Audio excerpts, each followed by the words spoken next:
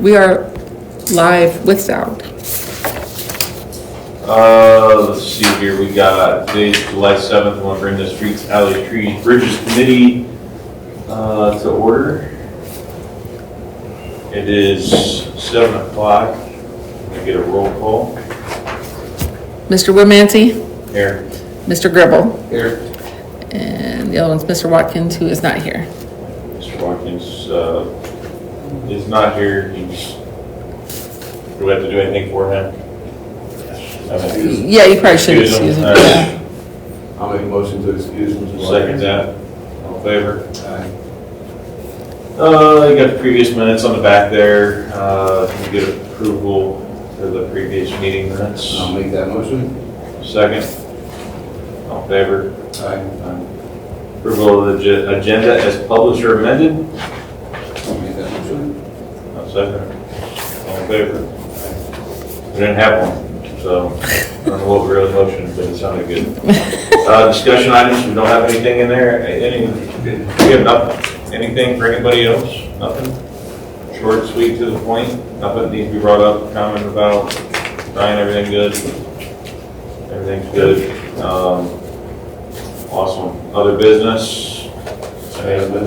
Nothing. Next meeting, August 4th, 2026, 7 p.m. You get a motion to adjourn? I'll make that motion. Second. All in favor? Aye. Aye. 7:02. I thought we could do it.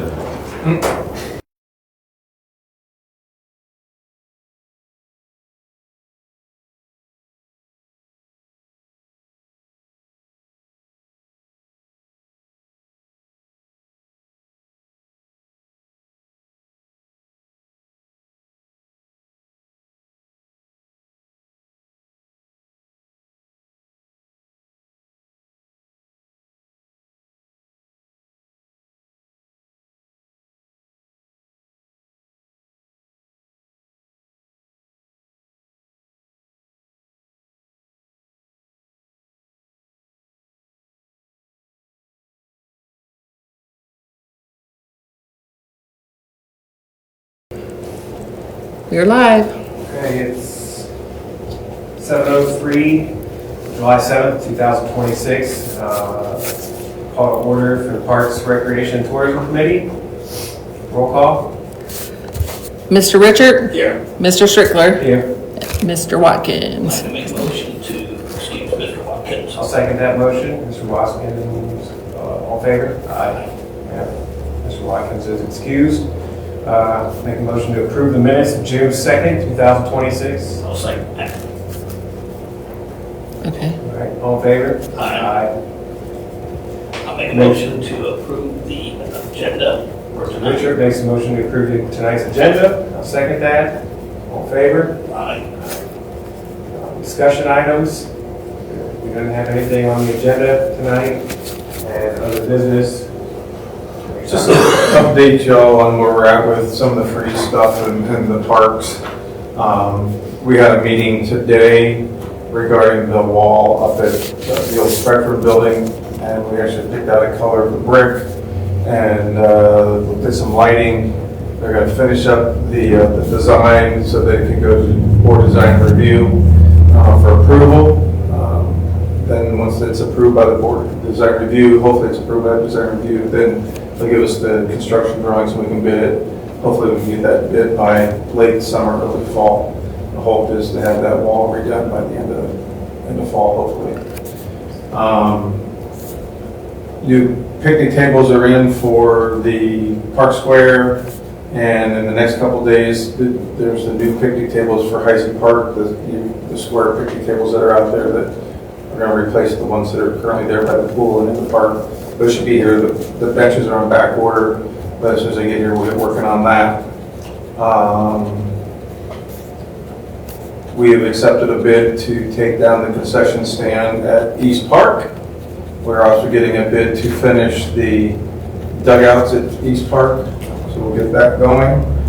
Roofing them and putting the concrete in, and then what they're going to do also is the bid is going to include basically making little storage sheds inside the dugouts, so taking about 4 or 5 feet of each dugout and turning them into storage sheds, so we'll have someplace to store all the equipment.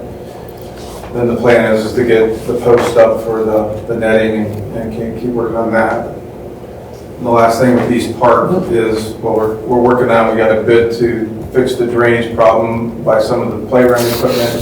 Hopefully that'll start by the end of July. And we're going to turn the tennis court into basketball courts. Nice. We're going to get rid of the skateboard ramp that's in there. We're going to turn them into we're going to have 2 basketball courts in there and make that usable. We'll work on not resurfacing, but kind of putting a sealant on the asphalt. It's in pretty good shape.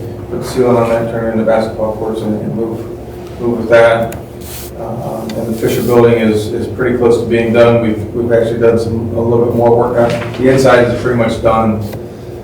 Had to do some work on the roof, and we're getting some siding and painting on the outside of the building, at least on the south side of the building. And that's going. So the Playscape park is scheduled for ribbon cutting on July the 16th. It's next Thursday. All council members are welcome if you want to go. It's open to the public, and that's when we'll present the $55,000 check to them. But that's done in one of the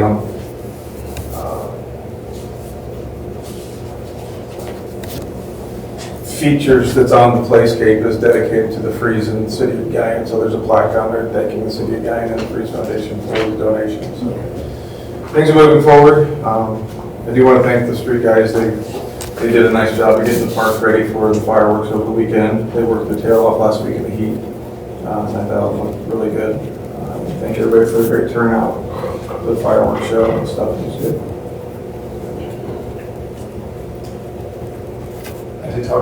I had a conversation with Heath about some of the things that we can do as a city, but as a committee, Parks Committee, he had some ideas, but I kind of had to reassure him, like, hey, there's steps we can take. It's like, we talked as council as a whole, and so let's maintain the things we have first, and then we can focus on the other things that cost little to none. And in order to have, move things along as far as the tourism thought and that type of thing. We do think that the quality of life in Galion is very important. So that's really what this committee is about, right? We want to attract people. It's not just work and historic buildings, but it's also quality of life, keeping the parks, something to do, activities to do. So we're going to try to keep it focused and go from there. So it was pretty positive conversations, reassuring for both of us. I did forget one thing, it's the concrete floor got poured at the shelter out at Amex. And then Mr. Baldinger and his sons finished working around that, got some things leveled out. So thank you, Eric and Mr. Sam and family for helping finish that up. Get the electric work good done out there and then good to go. So that shelter was just about done. Do you have anything? Nope, I'm good. Sounds great. Next meeting will be August 4th, 2026, 7 p.m. I'll make a motion to adjourn. I'll second that motion. Meeting adjourned. 7:09. You guys do good hours with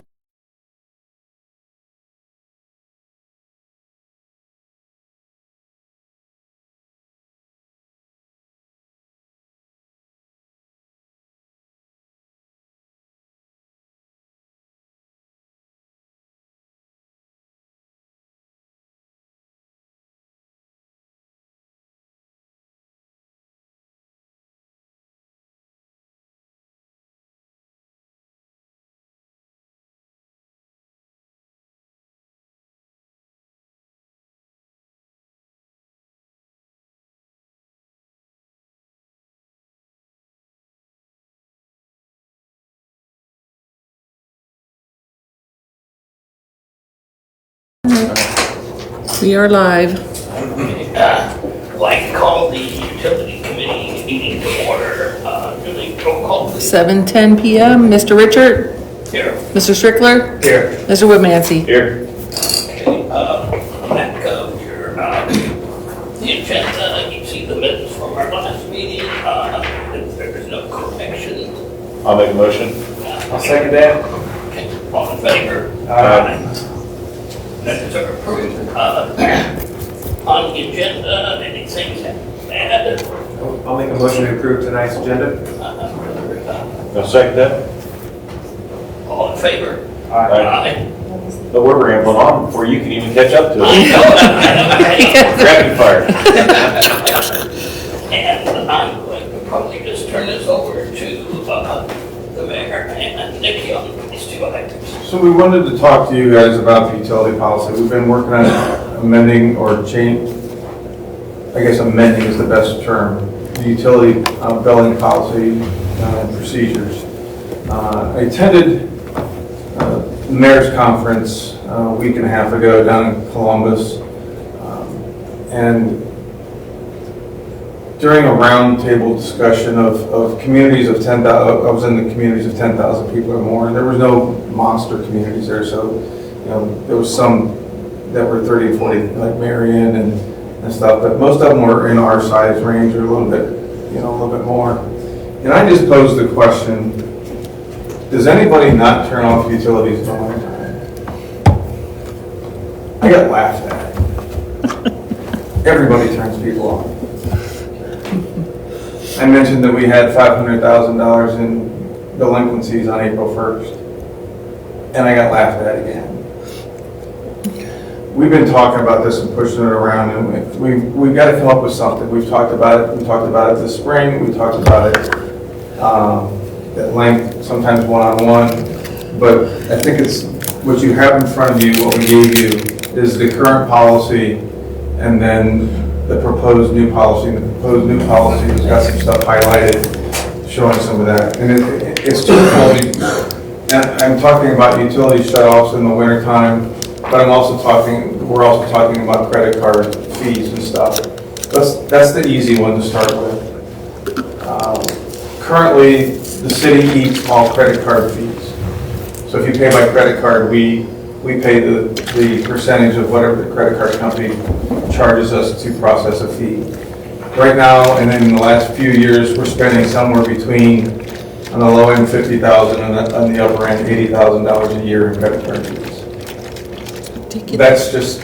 That's wasted money. We are in the process of switching our utility billing, and our utility clerks are going from what's called eGov system, which is an old billing system, and it's going to switch over to our VIP system, which is what we do our accounting with. So utility billing will all be in with the accounting software and everything like that, one program. SSI is also going to present or provide for us credit card billing. And the new policy, when this takes place, and we expect it to happen by the end of September. So we're figuring out a date when this is going to happen. But the convenience fees of using credit cards and ACH is going to be passed on to the customer. We will not be eating those fees anymore. I'm not telling you can't pay by credit card, but the 2.95% or whatever that percentage is going to be on your bill will be assumed by you, the consumer, not the city. That policy will be laid out really clear in our policy. We will never see the fees. We will not accept the fees and pay the company. The company's going to take the fees right up front. So if it's a $100 bill and you have to pay $103 to pay your bill, the SSI will give us the $100. They will keep $3, and we won't see it. So it will be also a reconciliation in accounting. It'll make things a whole lot easier, because right now we post the gross revenue, and then we have to post the expenses on the credit card fees when we get those bills. So with the credit card, basically what you're telling us is we're going to do business like everybody else in this country. Okay, That's the plan. perfect. Makes sense. That's the plan. And when I say 80,000, think about it, it's split over the 4 utilities, so it's evenly split. So water, sewer, electric, and storm. So you're basically taking $20,000 out of each one of those now. Is that going to make a huge difference at the end of the year? Not really. But if you take that over 10 years, it's $800,000. That starts to it just doesn't make sense. And it's fair to people that can use it, if that's how they need to pay their bill, that's fair enough, but it's not fair to everybody else that we're eating those fees. So, but the bigger conversation and the thing that you guys need to really think about is the shut-offs. And how we want to present with that. Nikki's done some homework and has had some conversation with Wapakoneta. And we've got policy from Wapakoneta on how they do it. Again, when Nikki talked with Wapakoneta, the utility office manager just kind of went, "You're doing what?" And I mean, they don't, if you read kind of how the policy is written as it stands now, or on the new policy, is that your bill it goes out on the 25th. Your due date is the 10th. If it's not paid on the 10th, it's late. Currently, we don't charge late fees. We haven't charged late fees since before COVID. I think we might want to consider reinstating a late fee. Pay your bill on time. Again, I'm not trying to gouge anybody, but pay your bill. And if you're not paid, like 15 days after the due date, you're shut off. It's pay your bill. Right now, we're doing, when are we doing the shut off? 60 or 90 days? 60 days. 60 days. Billing. Hiring people for 60 days with no consequence. That's the current right now. It's current with no late fees, no. And even that, just curious how accurate or how true are we sticking to that? During non-winter months, You're right on it, we're okay. very strict on that. Okay, During winter months, as we know, we've been very lenient. But from April to November, 60 days. But we. How much is, well, we mentioned, but how much is the total that we have to deal with every year at, say, April? I would It's say about the this same. year, each year gets a little bit worse, to be honest. We have about 6,000 customers. This year, in March, we sent out 700 letters. So 700 people were 60 days or more delinquent when we got to March.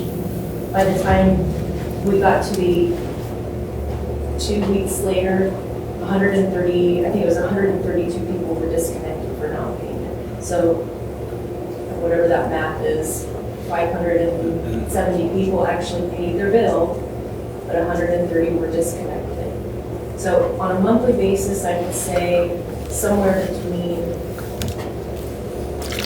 50 and 80. It fluctuates depending on if this is a payment plan month. You know, if people don't make their payment plan, it may be a little bit higher. But between 50 and 80 people a month, we shut off on a normal month, on a non-winter month. But that first month in March or April, depending on temperatures, each year has gotten a little bit higher as people caught on to the fact we're not shutting off in the winter. That number keeps growing. This year was this year was the highest number ever at 700 letters going out, and 500, and it was $570 something thousand in delinquency. Which is amazing that, which is water, electric that has been used that we've had to pay for. That is- Some of those people used it in August or September. I mean, it's really money out of the city's pocket, and then in the background you hear, why aren't we fixing things, why aren't we doing this, why aren't we doing that? Well, I mean, I know that it's part of the big picture, it all adds up, and things, yes, I understand from where I come from with how that side of it works, and we made that decision somewhere way up top to not do this, and it is really, our number would be, you'd be just baffled by the number that is sitting in front of us.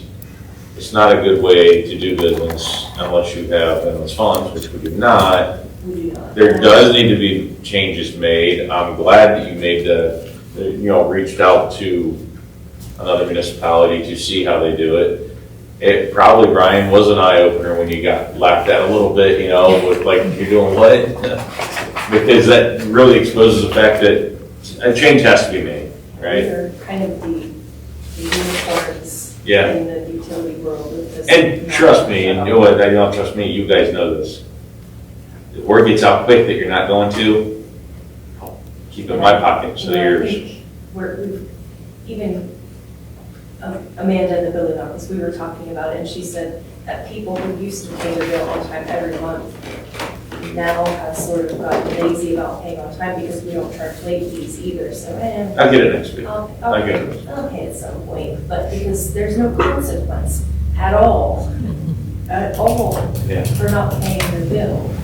Some of that, which, and this has happened to me recently, where I've received, the mail goes really slow for some cases. Our mail goes to Cleveland and then. I understand that, So- but, and then I have, where I live, the post office considers that an alternate route. I never have a consistent mail carrier. So I received my last bill 3 days before it was due. Now, if for some reason someone couldn't get out right away and ride it to the office to pay the bill, because it's a Friday, you're not gonna be open Saturday and Sunday, and they have to go to work Monday morning early and then miss the hours, and the mail's not gonna get it to them on time, then that becomes an issue. Auto deduct, Hmm? auto payment. I have mine set up on auto You payment. tell my grandmother to do that, right? You understand, like, when you have such a small window of, you don't have 30 days to pay, you have 15 days to pay. No, we send the bill out on the first of the month, and the due date's the 21st. Right, so when the bill's received, but you don't have 30 days, because you didn't get 30 days from the notice, you know, you got 10 days now from the notice. But like I said, and this hasn't been the first time, it happens to me a lot, where I get mail and I'm like, this is due tomorrow. So, yes, in my case, I would just log on and pay my bill, but there are people But we that, also have the deposit, the night drop. So You're right, they you do. drop a check in the night drop. I'm just thinking about But someone who we has do difficulty have getting a- around, we that have may a just lot be of a really different nice- option. But a phone call would. A phone call would probably eliminate a lot of that. Well, like I said, if it's a Yeah. Friday, if it's a Friday afternoon and the weekend, when's the phone call being made? You know what I I mean? get So these are just little, I think I'm it's all not different. saying that's one-off, not the majority of your issue, but what do we do in those cases? Do we make exceptions depending on, is this pre-know their age? Obviously, we know their age, we know that, you know, is that, We work with people a lot more than is put out there in the public. no, I know. I can assure you. Make an honest effort and we will work with you to do something, I'm sure. Even in the winter months, you know, we have payment plans available. You get one a year though. You don't get to finish one and then start one over. You get, but we work with people on payment plans. So I think people have options when they want to take advantage of them. That's the, and a call, hey, you know what, I'm late this month, but 6 months, like no call, no show, Yeah, that's not this thing really. just came in the mail, I'm sorry, I didn't Yeah, know. that's not really an option, because we have had people call and say, I didn't get my bill for 6 months, and you didn't kind Well, of no, I'm think probably, but, that maybe. but like you said, you have people who pay all the time and all of a sudden they're late. And I'm just saying that could be because the And, mail has to be moving Yeah, we- slowly than that. but I think there's this perception that I can pay when I'm ready to pay, and Yeah, because there's no consequence. there's no consequence, because during COVID, the decision was made to stop charging late fees, because we knew people were, it was tight. Right. And we just never reinstituted like the 5% late fee for whatever reason, and I think, you know, that paired with what do we do about shut-offs is the conversation we Right. have to sort of encourage people to get back on track. Well, I was just talking about maybe the But yes, individual that I paid understand. every bill on time for I 45, 50 understand. years. No, Like, that's the oh, I same got this thing. 1 month and I get hit. The credit card where I forgot this month Right. and I got a $35 fee, and I call and say, hey, I've never been late, can you pay the fee? We Okay. have, As long as we can work with we've people. got. I think that The record shows up on their account, I'm sure of that. We have notes on people's accounts about this is your third broken payment arrangement in a row, no, we will not be offering. you Right, another. right, okay. So, yeah, there's, And there are I notes. think the whole idea here is to tighten this up, Yeah. because let's face it, there is people getting it and are abusing it, and quite frankly, in a way, think about it, oh guys, for everybody that does that, there's a whole bunch of other citizens that do pay on time, make an effort, something happens, whatever, they work with the thing, and we're kind of slapping them in the face. We're allowing people to steal from us in a way, because how many of these people are gone? They've never come back. We had about 50 this year who just skipped. I mean, they're literally stealing from us at that point. What's the dollar amount in that? I mean, I know there's been some time to collect, but what's the total amount of roundabout figure? I don't even, right now, I'm not sure what the delinquency Okay. is, so I don't even want to. Right. But I think it's important for me to say this, that when we allow someone to get $3,000 in the hole, it is not helping them. Because then when we send them the letter in March and say, you have 2 weeks to pay your bill or you will be disconnected, and then they call me, literally screaming at me, you can't make me pay this. Yes, I can, and I will. It is not helping them.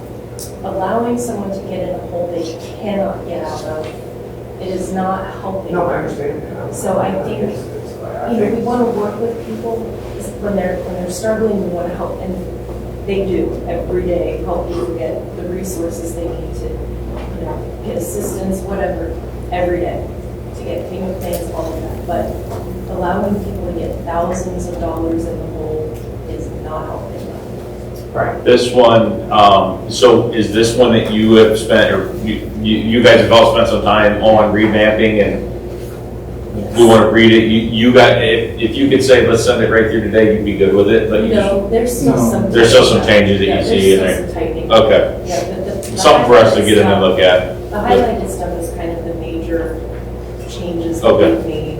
But there's still some stuff that needs to be certainly clarified, Okay. but we've talked to Amanda in the building office, just because she's been here forever and she knows every in and out. And we've gone through it with her to get her input. Because I think the old policy's it's almost 20 years old.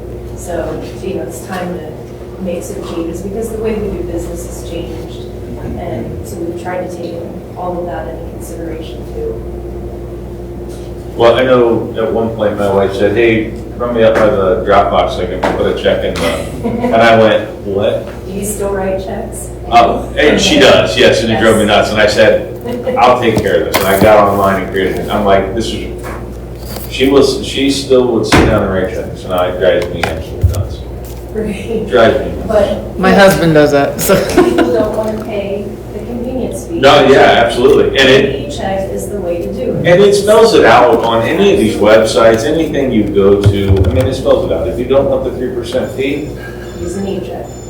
or how many places you go to have, if you don't spend X amount of dollars, you're gonna pay the fee. It is what it is. Some people know it, as long as they know it up front, they're okay with it, move on. It's, but the city, as Ryan said, should not be, you take that long-term, that's money out of our pocket, that doesn't leave it in. So. So we want to send this to full council? No, I don't. What I want you to do is, Proposed idea? yes, so the only way these things can be implemented is that the council passes the policy. That's the revised code section, that we have to do that. So what I want to do is review it, offer any suggestions, whether you call us up and offer a suggestion, or you bring it to the next council. This will be on the next council meeting to take to council, because that will be in August. Again, we're looking at, hopefully by the end of September, that the e-gov is gone and the billing is in September. That doesn't, but if we're going to change the winter shut-off policy, we need to get it done. So if we were to get it done, and I'm guessing this is going to take 2 or 3 readings, I don't think this is something we run down people's throats. I think we have the opportunity for people to come in here and offer their concerns and stuff, but, because there are some legitimate concerns, but you're going from absolute doing nothing to a complete halt. and it's going to change people's philosophy or planning on how they're taking care of their bills. And I mean, I got to know, I just wrote down as I'm sitting here, I'm going to talk to Ohio Community Action and talk to them about, because they pay a lot of people's electric bills in the wintertime, and find out what the policy is. Do they have to be delinquent? What's their delinquency? What's, how they can get help? And being on the board, I can get access to that stuff, but I'm going to find that information out because it's important. What you'll also see in there is there's conversation, there's policy in there written about landlords. If you're a landlord and your tenant doesn't pay the bills, and it's a water and sewer bill, it can be assessed to their property. Put some skin in the game for the landlords.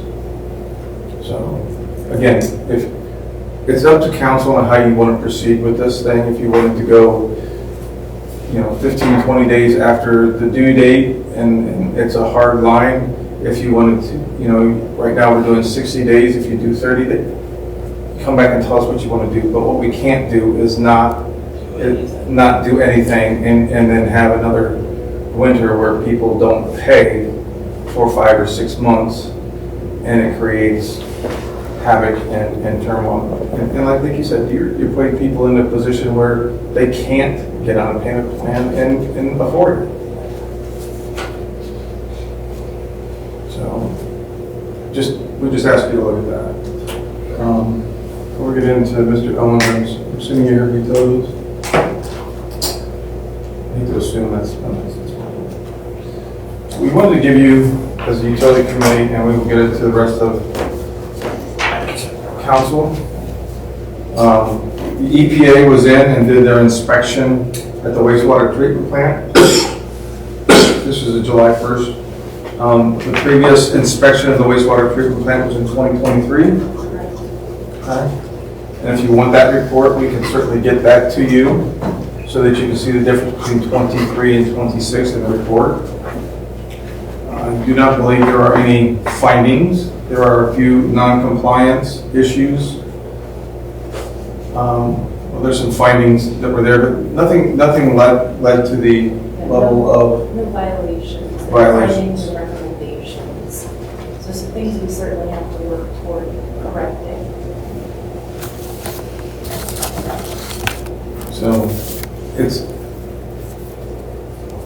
we are going to do a better job of getting this information to you, whether it's water or wastewater. When you get the EPA reports, that they're forwarded to you so you can see them. So when the community's asking questions or making innuendos or statements regarding what's going on, that you have, and you can pass the information to them. This is a public record. Give it to them. Make a copy or come up here and we'll make them a copy. The I&I testing, the smoke testing is continuing. They're on break this week. Hopefully next week. They're over halfway done. It's going a little bit faster than they expected. Again, the smoke is not harmful to anyone. If you see a pink flag or pink paint around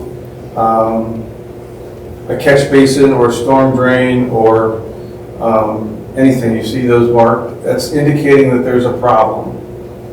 And again, as we said at the beginning, this is a 3 to 5 year project. This is week 4.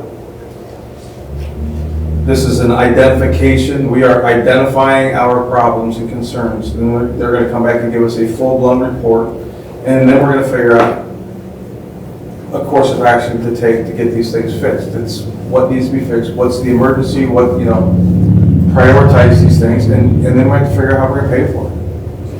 And that's a legitimate question. Who and how are we going to pay for this? Absolutely a legitimate question. But these are things that identifying these problems with the smoke testing and getting the storm water out of the sewer system will ultimately save us money because it's less product that we are treating at the sewer plant.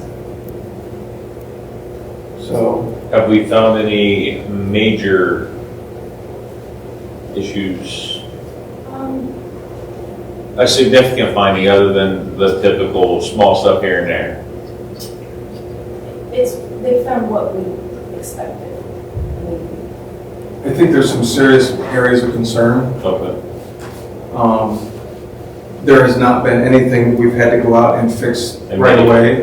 That's good. That's where I'm talking, yeah.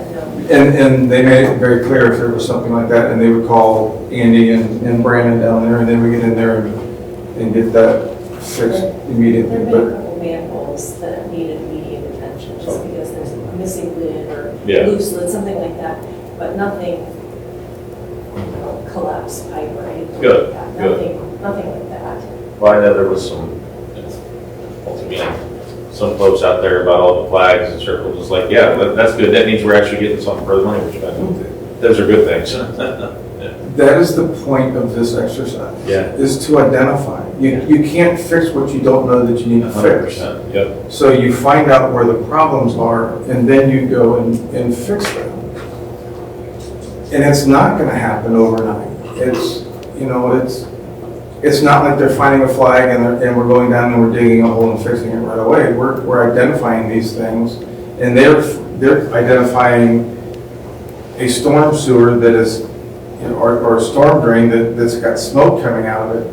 But unless you put a camera down there to find out exactly where the water's coming in from, or going into the sewer at, so you have to find it. You know, are there some areas of concern? Sure. If you look at Arlington, where we had the stormwater project done Yeah. 12, 14 years ago, and a lot of those catch basins were smoking. That's a problem. Why? Don't know. And but I'm pointing it out. We're not hiding anything. They're saying, you look at Jefferson and Church Street. Those 3 or 4 catch basins had smoke coming out. Where is that going? Yeah. You know. Yeah. So we got to find that and eliminate that again. If you read the reports and you look at our average daily sewage, what's it called? Millions of gallons of whatever we treat, and it's 1.1 to 2 million, it fluctuates, but you know, we're at a $2.6 million gallon capacity per day. We're at 1.5, but on heavy rainfalls, we're at 10, 12, 14 million gallons. Yeah. That's a problem. Yeah, it is. And when you read the reports, and it shows the top level days that we had that on these high rainwater days, it exceeds our capacity. Absolutely it does. And this is to try to find that problem and fix it. So, do we know we have a problem? Yes. Are we working to try to fix it? Yes. Is it gonna happen tomorrow? No. Get it done. Again, we're only looking at 1/3 of the community that we're doing the smoke testing. So, The important thing is we're doing something. Absolutely. It's fine. Because, yeah, it's fine. Don't know what you don't know. And unfortunately, there's a lot of unknown out there that you're not, so. But one of the things that I was just glancing through, and I was like, just on the pictures was misleading pictures, obviously. We got a catch basin sitting out here. Just the picture number 4, we've got a stormwater catch basin full of accumulated solids. Yeah, it's because it's out in the ground on the dirt. It's got some dirt sediment in it. We're gonna make a big deal of that? yes. I know we are. That's EPA to deal with that, environmental, all that stuff. It's crazy, but it's relatively easy fix. Yes. It's like- And that's how. Yeah, you gotta love that they dive that deep, and then they show a picture of it with the dirt in the bottom of it. Didn't it? Oh, that job. But there's some little things on here, but I guess when you hear all the negativity, and then if you could literally sit this in front of somebody and be like, these are what we're talking about.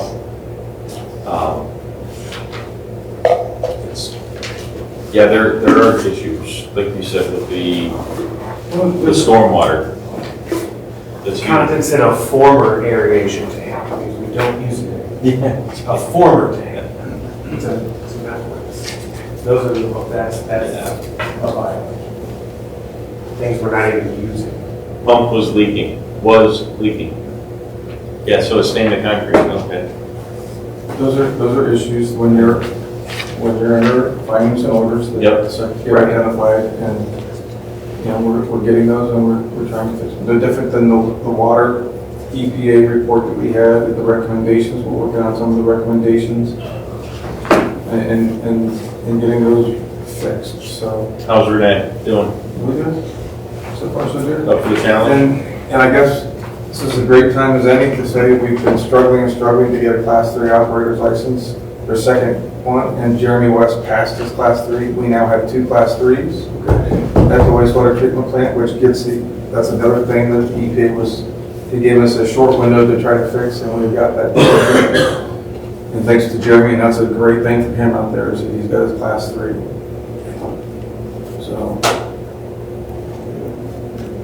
it allows everybody to relax, and they can combine between the two of them to get the 40 hours mandated for a week, correct? Yes. Yes, so, and allows, We won't get popped again for 39 and a half hours. Yeah. And we, if you look at the findings, it was in July of 2025, we had 39 and a half hours instead of 40 hours for 1 week, and they made the finding half an hour. I get it, it's mandated, okay, but that's what we got, so. Things don't come up in people's lives. They might have to wait for that. Good. Well, this is, I mean, to me, this is good stuff. I like that you got this out. We can, on that, you talked to all the people in the community, so we'll let you deal with them all, all right? You got this covered. Send it my way. I'm not down, so don't worry about it. Yeah, read it, and Yeah. again, if you want to look at, I have the 23 report on my desk as well, because I wanted to see what 23 versus 26 look like. What's the difference? What the 23 report, if you remember, some of the information that came out here recently was the lime sludge that was being sent from the water treatment plant to the wastewater plant. That was mentioned in the 23 report. You don't see it anywhere in this report. Guess what? Because it don't happen anymore. And it hasn't happened for at least 2 years.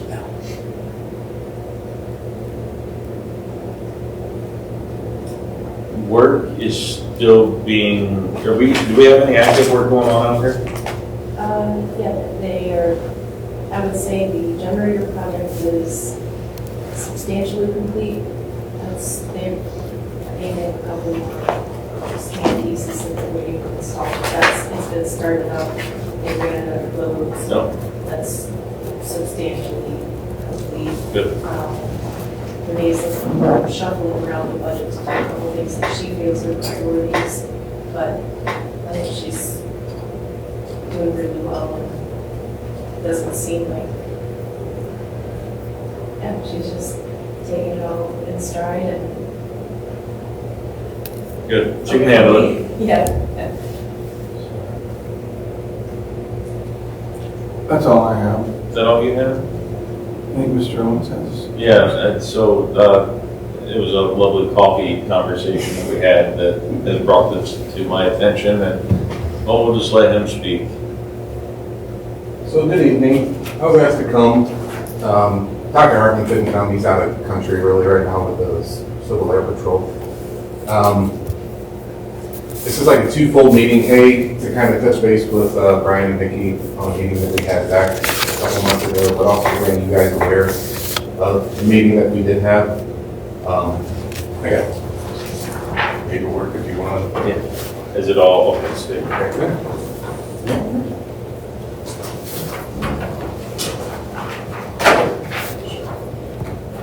Plenty to go around. But the first page is just some footnotes when I was trying to get my thoughts together about coming tonight. I'm sorry. Thank you.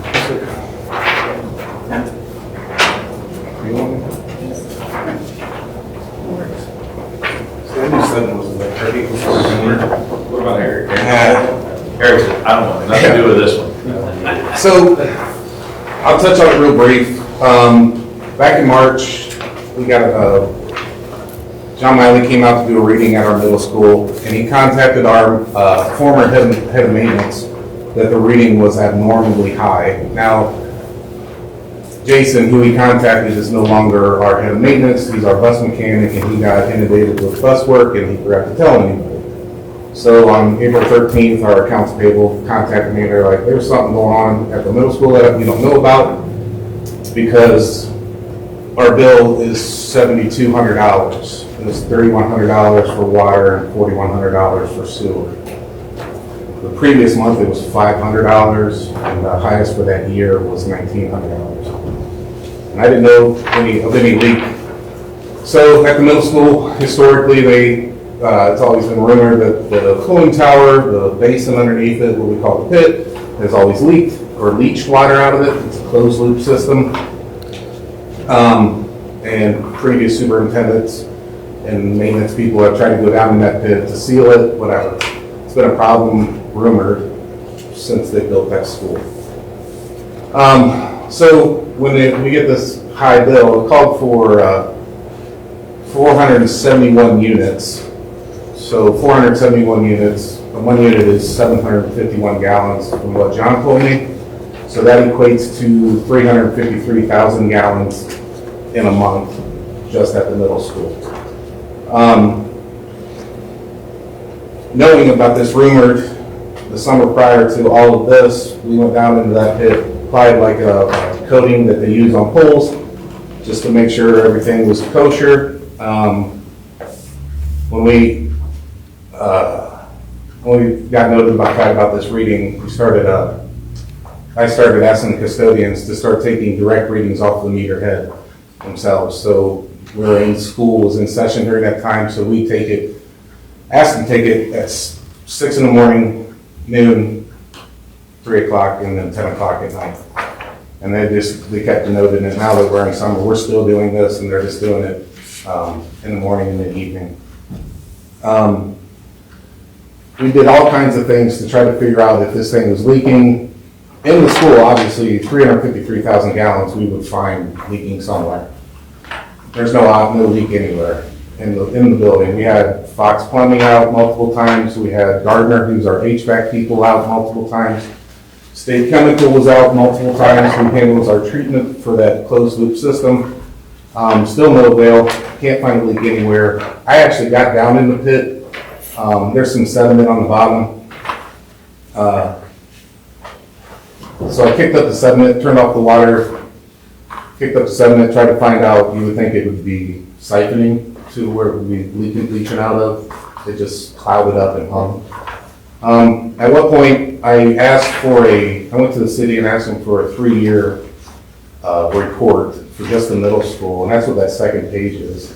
I just converted it over to an Excel doc, and it just shows I converted the gallons from units to gallons. So you can see historically we haven't had any kind of usage like that ever. And called for a meeting with Nikki. We met with Brian and John as well, filed an incident report. Really the only out there was to get the meter tested. Contacted a company about that. It's a year-long process. They have to come, remove it, and it takes a year to turnaround time to get it back to you. Well, you can't run a school that way. So, no longer an option. I'm trying to think of this. I mean, we did everything from turn off the water to it, measuring the water in the basin, making a mark on a PVC pipe on a Friday at 2 o'clock, come back after a weekend, Monday at 6 o'clock, and the water's still rock solid at the same level. Obviously, that's not reaching anywhere. So my theory is, and that's why I let some time go by to see what the following months read. And as you can tell from the billing, that first page, it goes from 471 units back down to 44 to 73, and slowly creeps up a little bit higher as it gets warmer months. The third page that I provided was what our direct reading off the meter heads. Obviously, I converted it over because that measures in cubic feet. Converted that over to gallons, and then gave you monthly totals for the month of usage. Obviously, April wasn't a full month. May, we're still only at 30,000 gallons. And then June, we're at 61 as it started raining. I guess my question is to you guys, is one, awareness for you guys, like, we paid our bill, we're always on time. I had to talk the treasurer off the ledge about paying the bill. She's like, well, we're just gonna hold it until we find out what goes on. I'm like, no, we need more data. We need to find out how this, if it returns or if it doesn't return, you know, so she paid the bill. But I guess I don't know where else to chase, where else to go, what else to do. I did email Nikki about asking, since typically John will come out and just do remote readings, like we don't get any kind of notification or anything like that. So he does his remote reading to some kind of app on a phone or a machine, whatever, and it sends it off to the cloud or the software, and it automatically digitizes the bill report. It's the way it was explained to me by John. Like, so he says that there's no way possible that it can't be a clerical or a glitch in the system. There has to be something, because I don't know where else to look at this.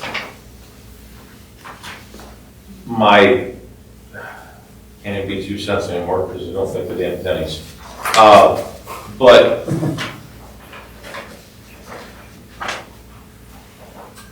how do we go about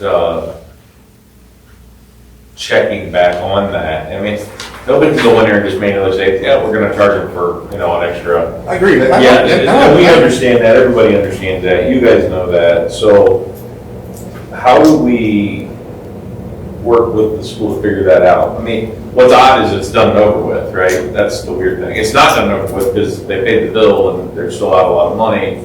That may or may not be a glitch somewhere else, but did we handle this right up front? Okay, I mean, obviously I've seen, but how do we know that there wasn't an issue? The issue was left, but we had to get the meter checked. If the meter was bad, then we would back pay, take care of all that stuff. And ultimately, we probably would end up paying for the new meters across the board at the schools. And that was discussed at the meeting. Yeah. I agree. So that meter that is there, I should know this because I probably don't remember. Yeah.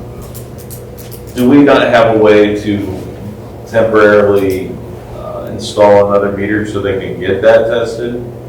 Is that a city thing? Is that a school thing? Is that a work together thing? How does that go about? What size of meter is it? I don't know what size it is. I can show you a picture of it. My guess is it's probably a 2-inch meter. Yeah. Those, we don't have spares. Yeah. And they're $2,200 or $2,300. But these are, if this was someone's home where we go out and manually inputted certain room for air. Yeah. This is not a punch in. This is a scan and go.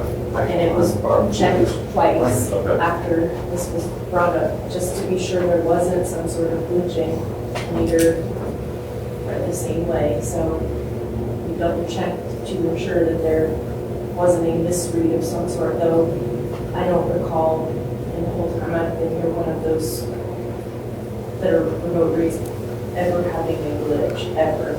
But we checked it, I think John told me twice, if not 3 times, he went back out and double checked it. Double checked it how though? I'm sorry, Double checked it how?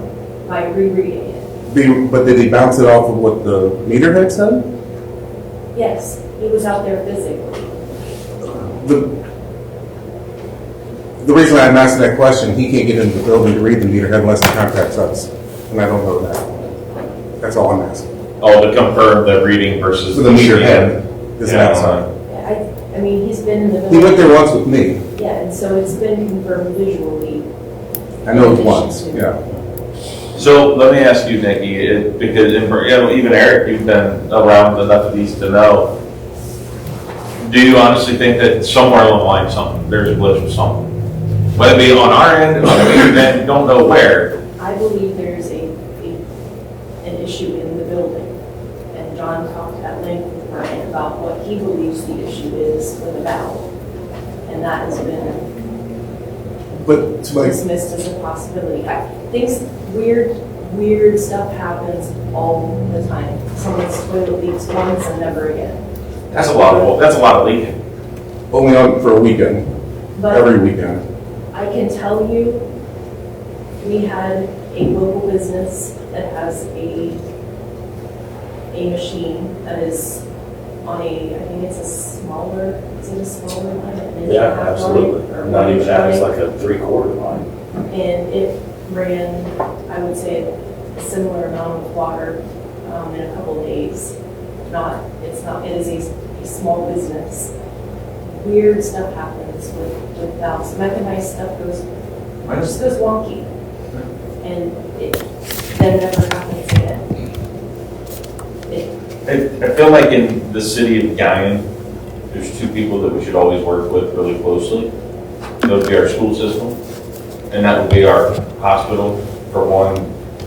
I think you guys do, I think you do very well. But I'm just sitting here thinking, like, if this is just if this is like an every other month, like, hey, you guys got an issue, suck it up and figure it out. But I'm wondering, is this I don't know, maybe I'm speaking out of line here, but I just don't know that, I don't know how you would not dial in on that one issue. I think we've dialed in numerous times by the meter crew chief going out there and trying to help. So there's no, okay, all right. So it's happened once in 3 years, and it's a normality. I'm not saying it's a normality. I'm saying there was something that glitched, as it does, unfortunately. I had a lady call who was convinced there's no way she used, I forget what she used, 75 units of water, and no way, no how. Things happen.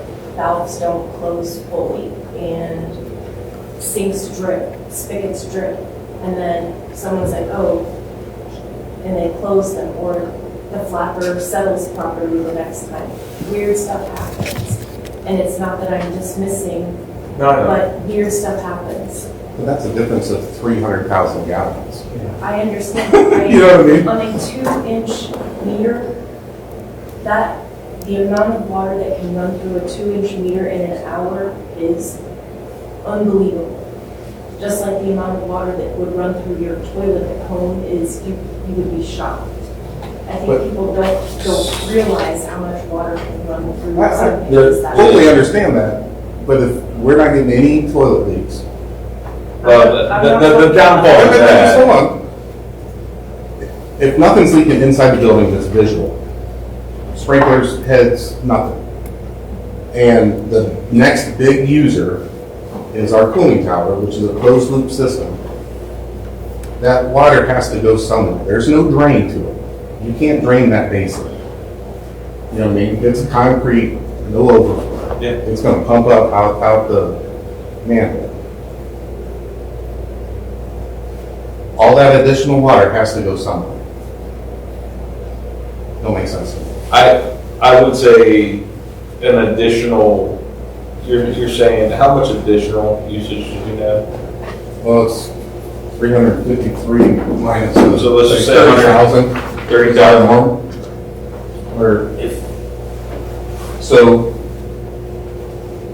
the month prior was about, we'll just call it 20,000. The 2 months after was 33 and 54. So if you say 40,000, And we were, 353,000. if they got in and verified the meter head was matching the remote, I assume they radio read it, is that what they do?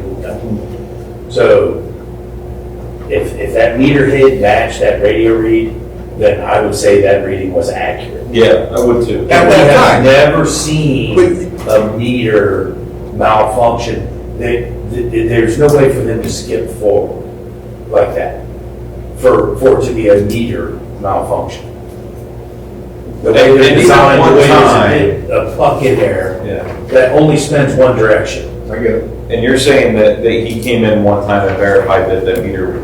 Yeah. Okay. And honestly, I mean, to do it every month's not realistic, you know that, because he's gonna have to wait on somebody, and he's got a million direct routes to read, and we don't have that. But even if he could come verify it every 6 months, one time, until we could try to figure out. Right. I mean, I don't even know if that, I don't even know if it's necessary. My question is, just give me some peace of mind. 300,000 gallons of water, my Let me God, see. if anybody thinks that that's normal, Yeah. we've got a problem. Something's going on. Well, Yeah. I'll just have to do a quick, I don't know if you've even tried this, you shut the water off Yes. to the school, right? Yeah. And leave it like that, let's say for the weekend, and Mhm. turn it back on, and it shouldn't move at all. It didn't. Didn't move at all.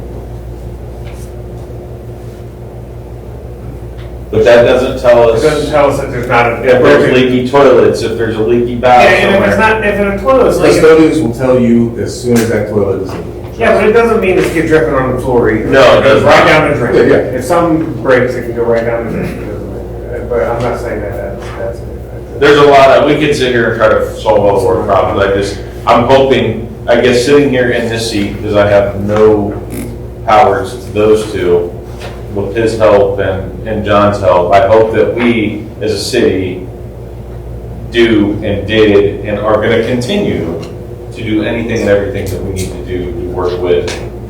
Yeah, if any plumbers have an idea of what could be happening, that would be some Yeah. useful I just information. still Yeah. don't have any, you can't tell me no program has never glitched. No, No program has never not glitched. I'm not gonna argue with you on that one bit. And once again, There's no such program. when was the last time they verified inside and outside reading? It was probably back in, I mean, we're at the infant stages of this, so I would say late April, early May. And that last page you're doing daily reads, right? The last page is showing daily reads. Yes, Yeah. You guys are digitally looking at it and then, okay. That's what we Yeah, talked about in the meeting. Yeah. Now that we're in summer break, you know, obviously we're not getting that night, you know. Yes. No, But usage is usage. I agree. Because even at the beginning, I wanted to know how much, like, my daily, Yeah. during the day rate was, and then overnight what my fill was. I mean, we're talking about, in the previous conversation, we're talking about people getting off with really nothing, and then our school system has to go in and pay $7,200 bill. It was the March. January to, or February to March.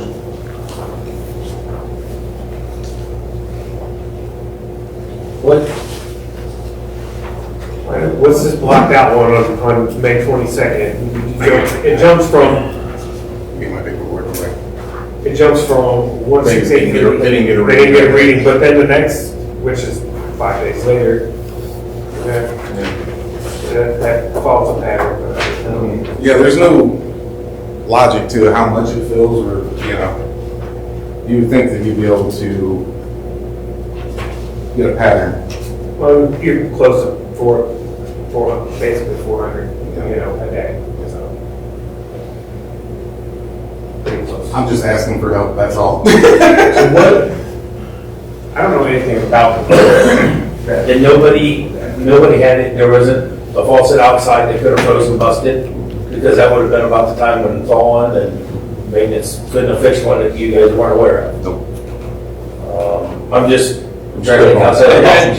There's like a million scenarios, and I don't know that right here is the time and place to try to solve it. Agreed. I just wanted to I'm bring it glad back it's up. brought up because I know when it was brought up to me, I got instantly frustrated, but I knew that couldn't be accurate. Like, something has to be, you know, I've known you for a long time, I've known Brian for a long time, I've worked with Nikki, like, nobody's just pushing this off of them. I Agreed. think it's just, honestly, I think what it comes down to is, what's the answer? Nobody really knows, Right. right? Now, we gotta, Even with, like you guys are talking about, like valves that may have stuck or not stuck, there's only one automated valve, and that's the automated valve, and that's the refill for the air cooling tower.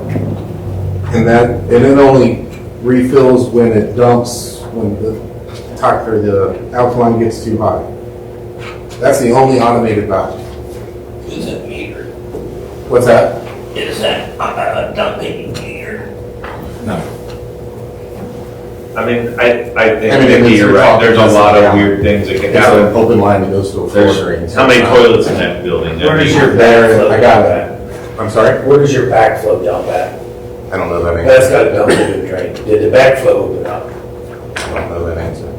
That's a great There's a lot, question. there's a lot of things that gotta be looked I mean, into. there's, And when we get it tested every year, but, you know what I mean? yeah, but, because you'll have a large backflow and that can dump a lot of water in a hurry. I'll look into that, I appreciate that. So that's I didn't even think of just that part. another thought. Yeah, yeah. Um, Like I said, I'm not trying to throw anybody under the bus, I'm not trying to cause a fight, I'm not trying to do anything. I'm just trying to reattack it one more time, so it don't get lost in the shuffle.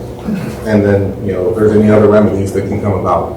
We don't fight, we just bicker. Either way, whatever it is. We know what's the program? a couple notes from that's fine. The program, the meter reading program, what type of program is that? the census, Okay. Oh, well, we use that, so I'm gonna say that that's probably, we use the same brand manufacturer, I'm gonna say they're pretty. and that system is just a radio read, it doesn't go to a cloud. No, I They literally, they gotta get so close to it, and it just sends a signal right to the box and puts it right into the reader.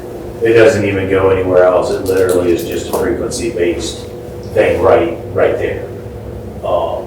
Is how our system currently works for the radio reads. But, yeah, like it's, you know, we have never, ever seen a meter go faster. Like, it just, they're like us. They're Yeah. a moving machine. Yeah. They slow down, but they Usually slow down. Yeah. I mean, Faster. now, If they ran fast, we never want to replace them. and the way these new meters are designed, you know, we have to talk to, probably Corn Main is where it came from, but I know a lot of the new meters, they've got a disc in there that will not, like, it cannot spin. If water is not moving, it is not going to spin. Right. It won't spin.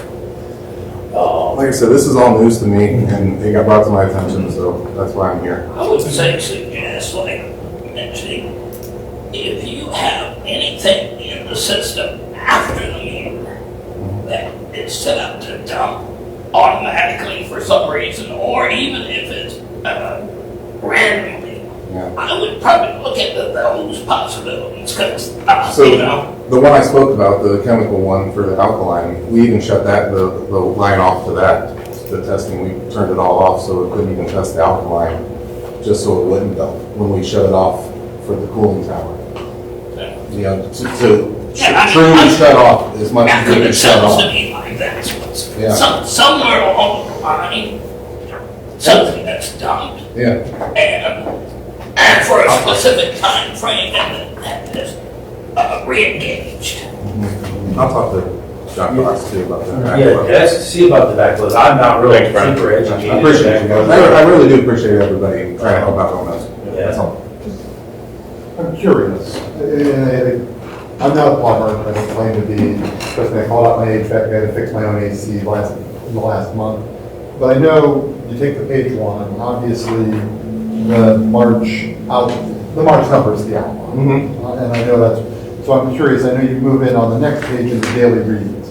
So if I look at that data sheet, it looks like, you know, and it's June 11th, looks like the other outlier. So I'm curious, do you have any idea why there was a daily jump that looks like it's almost 4 times as big as, or 4 times as big as most of even the mid-range numbers?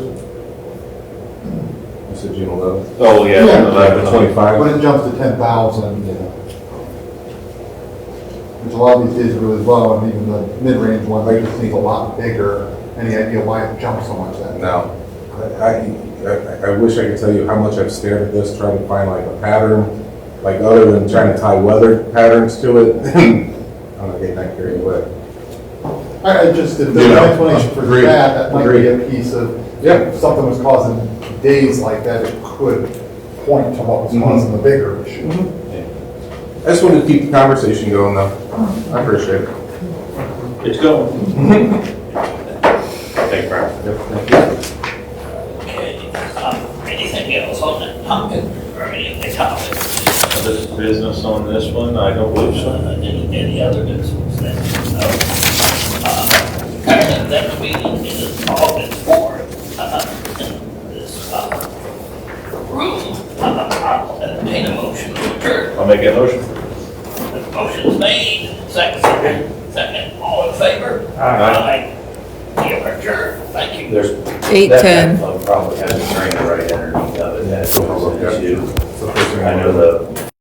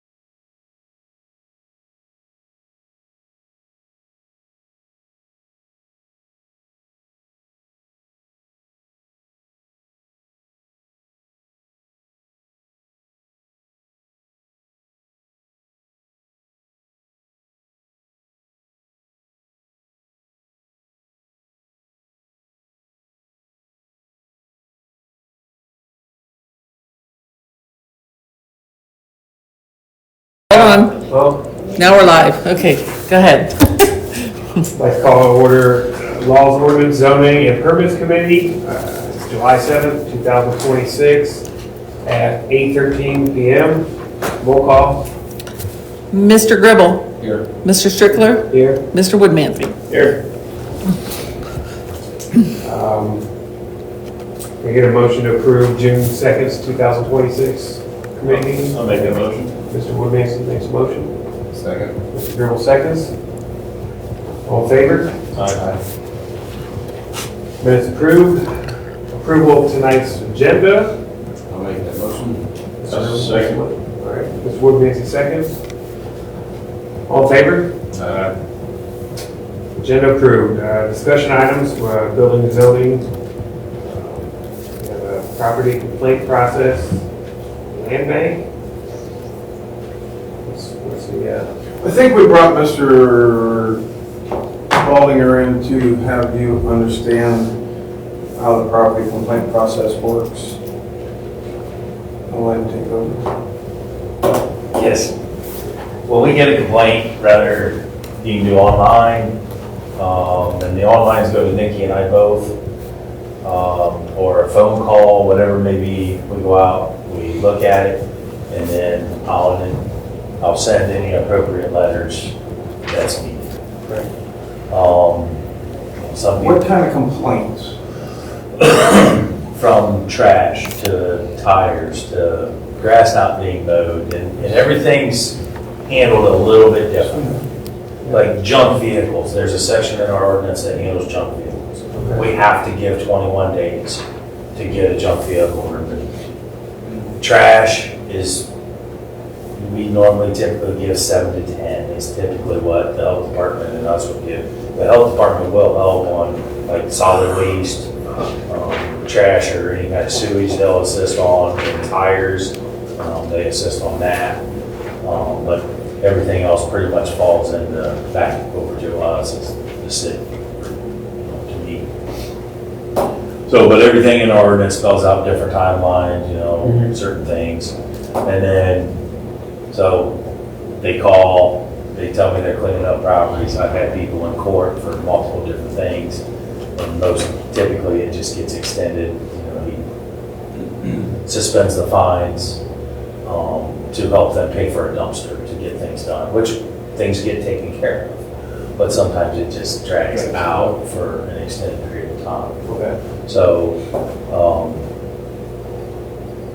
there's a lot of different ways to handle stuff.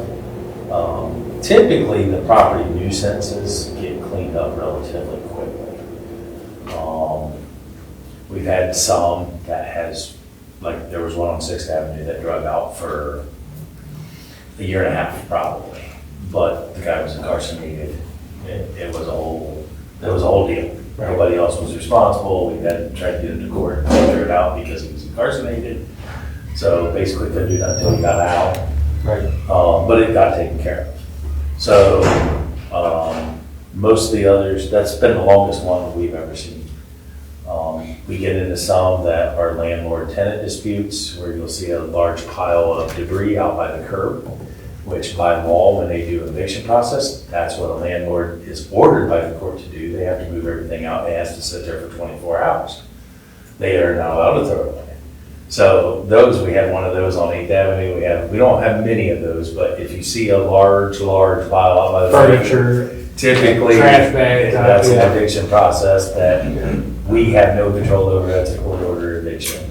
And then how long do they have, do you know, according to the ordinance? They have to leave it out there 24 hours. Most landlords are pretty good about getting on it and getting it removed right away. The one on Market Street took them about 3 days after the 24 hours to get it completely cleaned up, but it was a pile. I mean, it had the sidewalk, because the building's right there close to the sidewalk. It would literally had that entire area filled 8 feet tall, and it was awful, but our hands are tied. So, I mean, as far as for like properties go, so far to date this year, I've sent 60 grass letters, which is the highest I've ever sent. The next highest, I didn't look, it was either 53 or 58 was last year. And I'll send some more yet. They still pop up from time to time. We'll find one, somebody will put mowing and. Was there a applying time on that? So I have to send a certified mailer by the ordinance. I have to either get the return receipt back from them signing to receive it, or get it back from the post office as returned, undeliverable, unable to forward, whatever it might be. And I have to give 5 days from when they sign for the receipt or from when I get the mailers back. And there has literally been times when it's taken 2 months to get an undeliverable mailer back to me. Like literally send it in May and get it back at the beginning of July. All of them aren't that way, but sometimes they are. And I act sometimes, depending on the property and if it's unusual or whatever, sometimes I will make act and have it noted. But if it's one that will be challenged, I will not, because we have to have that documentation to be able to certify it, to be able to assess their property taxes. So we send an invoice. If they don't pay it, then we can certify it and assess the property taxes. So that procedure has to be followed, and it costs me $10.44 every certified mailer that I send out. So there's $700 worth of certified mailers sent out just for grass. Just for grass. That's going up Sunday, Eric. So what's that? That's going up Sunday. Is it really? What's it going up to now? Stamps are going up to 82 cents. So, And I've seen certified mailers outright disappear in the wind and you never get them Right. back. 'Cause I end up, the virtue of some of the stuff I'm doing with court cases, civil stuff is mostly done by certified mailers. There's some other methods, but I've just sent them. I've had cases in the past year or two where I've sent certified mailers and had to do it 2 to 3 times to get it out. And I know, it's not that they come back undeliverable, they just disappear in the postal system. Right. It's not all of them, but it's enough that I remember it, that I notice it happening. Seems unnecessary. But, yeah. It's a lot of time. It's a due process. Right. But I mean, overall, I think we do a pretty good well getting the nuisance mow guy out and get them taken care of. You know, like, I pretty much keep a list every year. I know the properties that we mow all season, and then I kind of watch them in the wintertime if they sell to a different owner, then I know they take care of their properties. But it's constantly, it's pretty much rollover. There are a few properties that we've mowed the entire 8 years I've been here, that we've mowed every year, and we will There's no continue to mow. recourse on that owner? Just that we bill them for it, and then if they don't pay, then it gets assessed to the property Some of tax. those that we do bill, we know every year, they do pay us every year. Right, yeah. Not gonna mention anything, but there No. are properties that they let them go, we mow them, they pay the bill, and move on with life. Well, that's one thing, but on a Maybe we need yearly to increase basis, the bill. nobody's paying it. Well, all we can do is recover the cost. That's the only thing we can't do. We're not making any money on it. We're recovering the cost of the mowing. And I think administrative fees, I think we've been able to work with the courts to get the administrative fee. So there's a small fee that we get on top of that, but it's a losing money proposition. So it's pretty, Would it be a fine instead of a cheap bill? mowing service. I don't know, what are they charging? 40, I think it's $45 in average. That's Yeah. a lot up to 13,500 square foot, which is pretty much every city lot. There's a few larger, but the majority of them are under that. And then it's per acre after that is what it falls into. So, you know, some lots, he might charge us 90, and he charges we get the 3 acre price for the trailer park.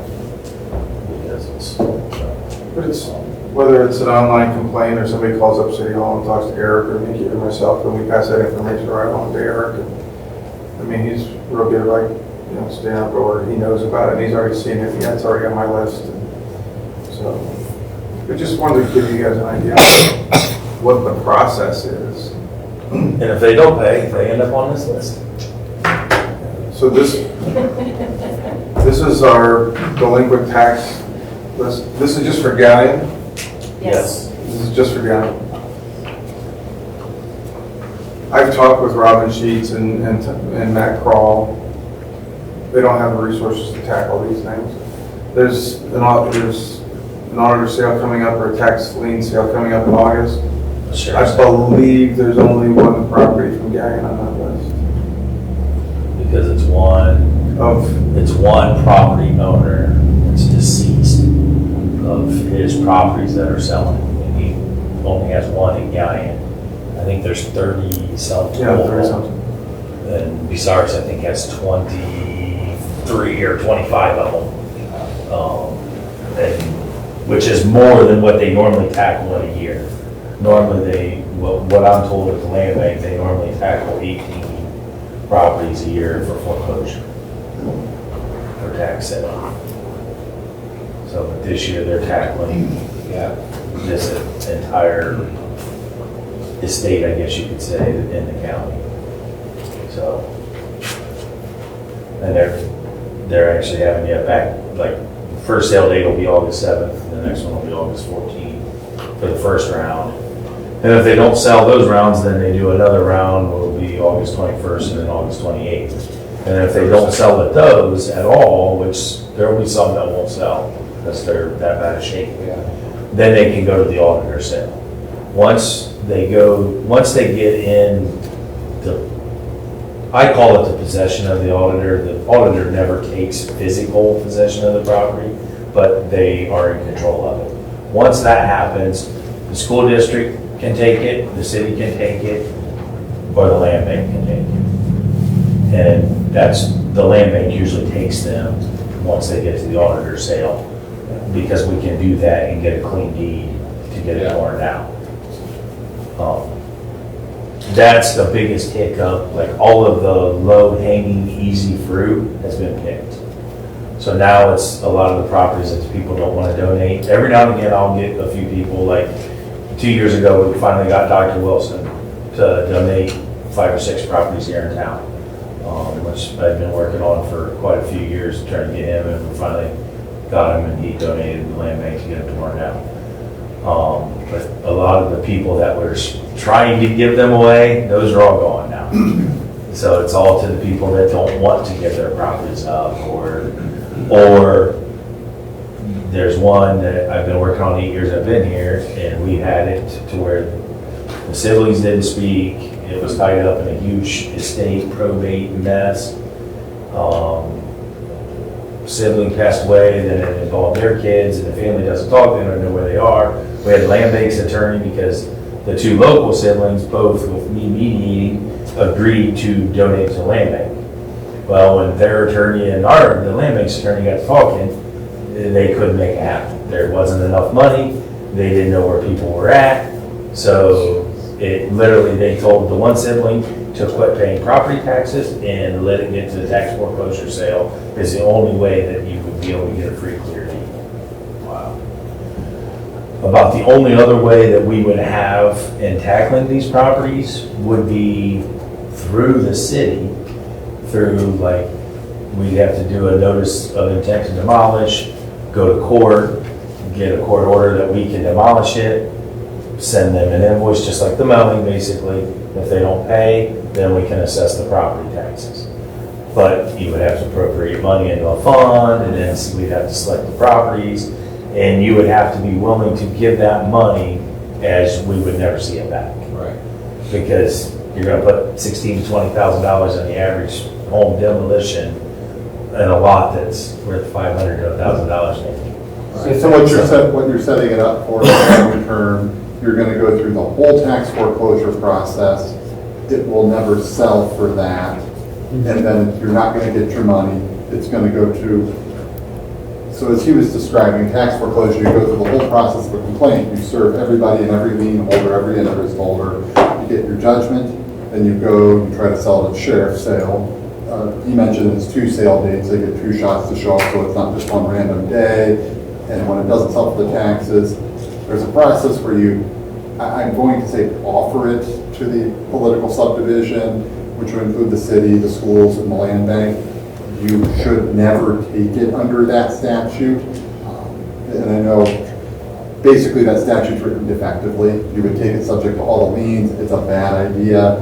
And I'll tell you, the Attorney General opinion was written to the prosecutor in Lima, Prosecutor Waldick, who happens to be Judge Waldick of the 3rd District Court of Appeals. So the Court of Appeals knows this very specific issue of law. You let it go to what's called forfeited to the state auditors list. They won't go into a long, just know it's weird, but it is. That's where the land bank can pick it off and get a clean deed. So if you did all these demo assessments, they sound nice. You're spending money you'll never get back, and the property will not sell or move until you set up a full tax foreclosure that will not get you a dime, and the county has to want to do it basically where they know there's no money coming in versus collecting properties just to clean it up one day. So that's where those demo assessments really don't do very much. So what's a realistic stance for city? Is there one? For what side? I said, what are some of the realistic situations that the city would have? Like, be nice to your neighbor and see if you can con them out of their house or what? Absolutely. It's a good idea. See if you can lend a hand. So I've thought of, when I first started, I was learning a lot, and I was always, I like to check things off the list. I like to get things done. And I was talking with them over Resars and stuff, and I was thinking we need more bite behind our bark. So like Resars is set up to where their property nuisance is actually classified. Not that they do, but they can actually receive jail time through the courts. Initially I was like, oh, that's the answer. Then I went home and slept on it, and it's not the answer. Because you have to treat everybody the same. So if, say I have a piece of property that I'm neglecting, and I'm perfectly capable of doing the work myself, have the resources, and I just so choose not to do it. That's irritating, right? But now when it's a little old man that has no family, has no resources, physically can't do it, nobody to help him, you still have to treat him the same as the other guy.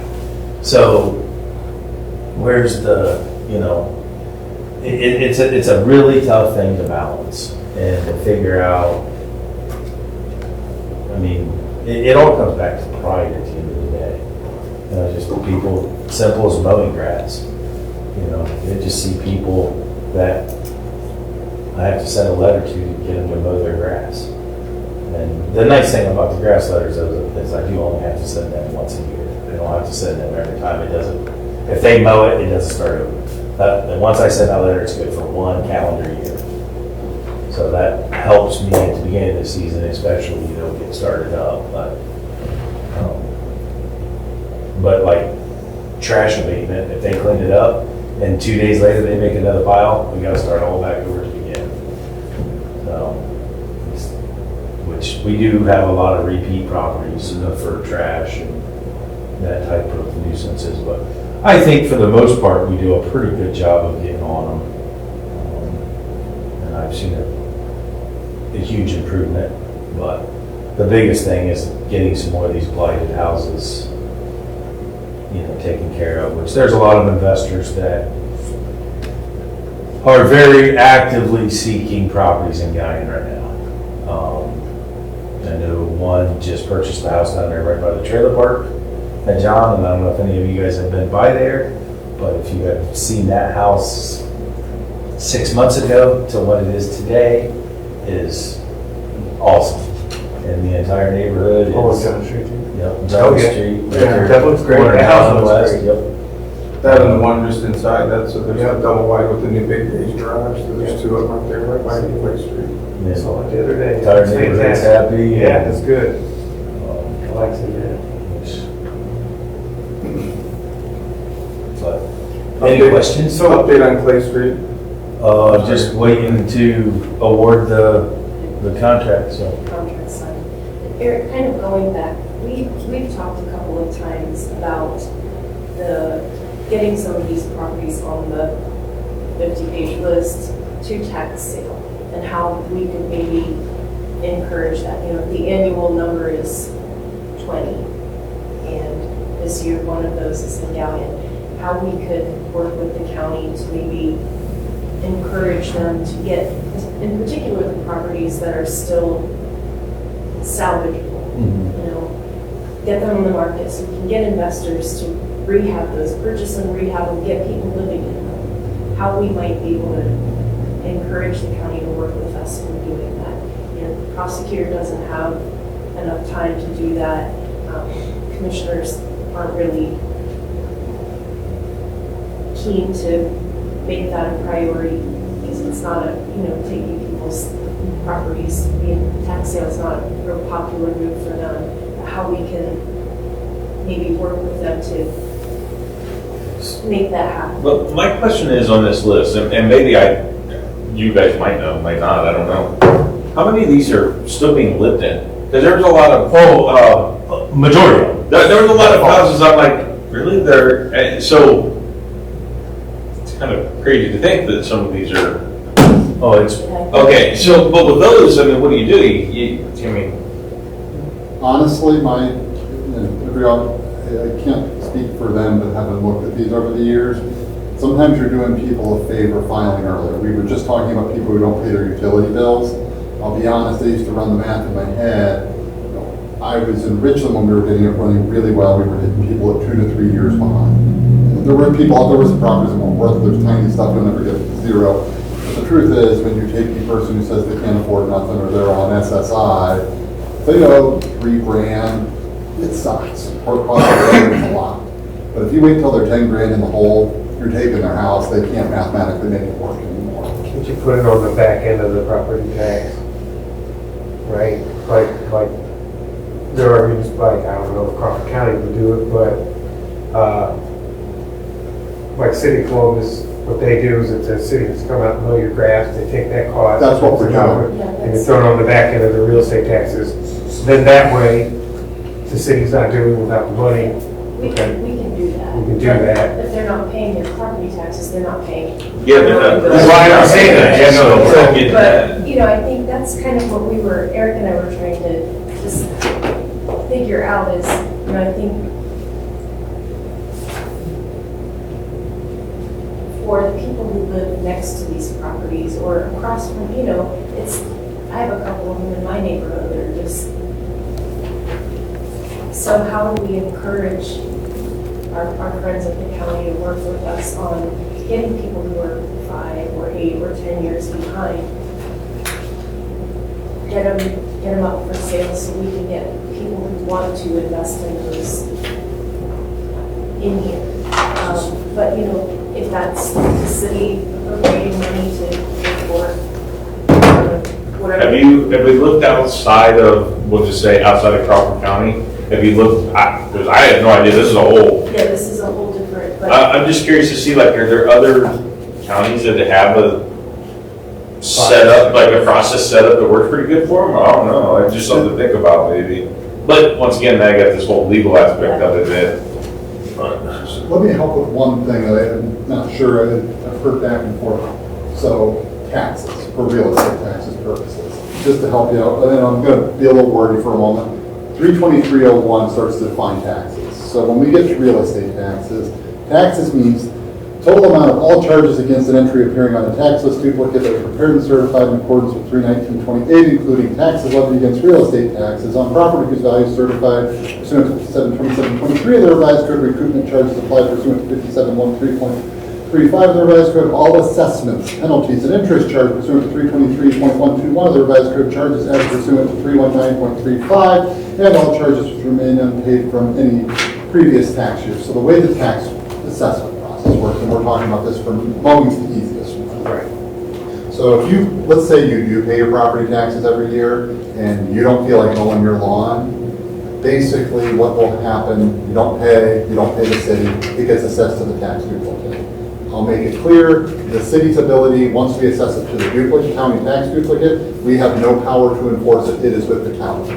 But if they show up, they get their tax bill for the year, it'll have a line for where the assessments are, but basically it's no different than the taxes that the school's assessing, and everything else is just one of the line items about the current year's taxes. So 2020, you know, what happens this year will be 2026 due in 2027. We're always 1 year behind on collection. So that mowing assessment is every bit as much taxes once it's certified as is every other levy and every other thing in your tax bill. So as long as they're paying, then they're paid. Then when it gets to delinquent, it's solely on the county to enforce the delinquent taxes. But instead of being a judgment lien, if you wanted to try to do some certificate of judgment, well, now this person doesn't pay their taxes, hasn't paid their mortgage, hasn't paid their doctor who now has a judgment against them. Instead, taxes pretty much jump to the top of the list. Now, the only thing that gets taxes is taxes that are older than that. So let's go down to, You're fine. I'm diving in the woods here. Yeah. I own my house. I own nothing on my house. I choose not to pay my taxes for the next 10 years. Well, at what point does county come after me? The answer honestly varies county by county. Because it sounds like in Crawford's, I'm pretty good for a while. When the prosecutor's office chooses. Yeah, that's kind of crazy to think that When I started in Richland, there were properties that were. we're just stuck. Like tax dollars that go to the city, they're stuck. I don't want to say when they choose, that probably wasn't the problem. It's, there is, I sit on a land bank, so, you know, we work with the treasurers and the county commissioners a lot through the land bank. And there is some madness that the treasurer's office sends to the prosecutor's office on the delinquent taxes. And basically, they come in and they ask for the 20 furthest delinquent taxes in the county. And they'll send them that list. And then the treasurer's office always sends more to them. So that way, if they have room to get a few more done, they have that information. Most time they do not. So we talked with the land bank. This year, the land bank received approximately $500,000 of money from what's called DTAC that we were not expecting. And what that is that is back tax money. We get a percentage of back taxes paid. There was a large corporation over in Bucyrus that owed several years of back taxes, and they paid multiple millions of dollars of back taxes to the county. So the land bank got an extra $500,000 that we weren't expecting. So we got to talking, and I said, well, if the prosecutor is short on funds doing these, we can't get properties at the land bank because they're not getting through the process of sheriff sales and then getting to the auditor's possessions. Why don't we take, because every year we get approximately about $80,000 of DTAC money. So why can't we take a portion of that money, give to the prosecutor's office to help them financially? Because we're not spending it because we can't get properties. Yeah. And if they can get them moved and they get to auditor, then the next year we keep all of it and demo a few of them. And just do it on an alternating cycle to help them, but it's no. Hey, Eric, And I used to work over there and do the budget. They do get a little portion. They do get some DTAC money in the prosecutor's office. correct, Yeah. that's what they do the foreclosures on as well. Yeah, they do get Correct. some, yes. Yes, but I was just saying that we could take, Oh, yeah, they get a portion of that DTAC money too, just like the land bank does. I don't know what their portion is, I've never asked, but I just, I was just trying to think outside the box of what we could do to help the prosecutor's office move things along, but it's just, they're understaffed, and then other people have brought up ideas of, is there a third-party company that, the commissioners could look at? I don't have those answers, but. So it's quite the process, it sounds like. I can actually elaborate on just one. What DTAC is, it's basically money from delinquent collections that goes to the prosecutor, the treasurer, and then in counties called land bank, they pretty much always authorize an amount that goes to the land bank. So basically, before you get a land bank, prosecutor gets 2.5%, treasurer gets 2.5%, and if you got a land bank, pretty much every county authorizes 5%. So whatever the land bank's getting, basically each the treasurer and the prosecutor are getting half of that separately to start. It's based on a cut.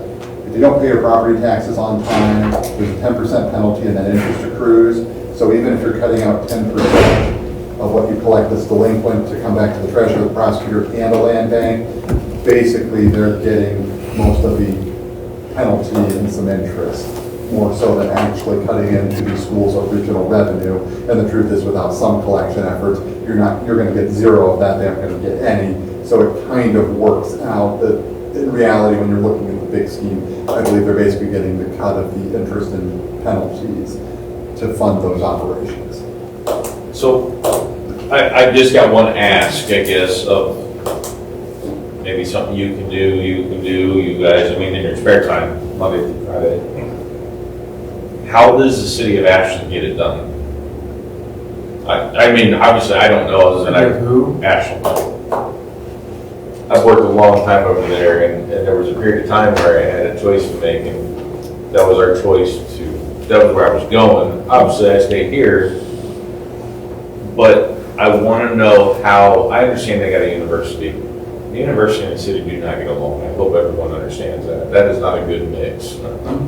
But there's obviously finances that come through with that, and they've got different things, but eliminate that. How do there's very, very small areas in Ashland that have these troubled homes like that, but they're just in such bad shape because the city steps in and takes care of it. What they do, how they do it, I can't get you an answer. That might be something to reach out to their mayor. They might appropriate so much money a year. Yeah, I don't know. That's what, this is just literally a question, like, Because I know How do they do it? I've always heard a lot of people that compare like Mount Vernon, say, oh, you drive to Mount Vernon.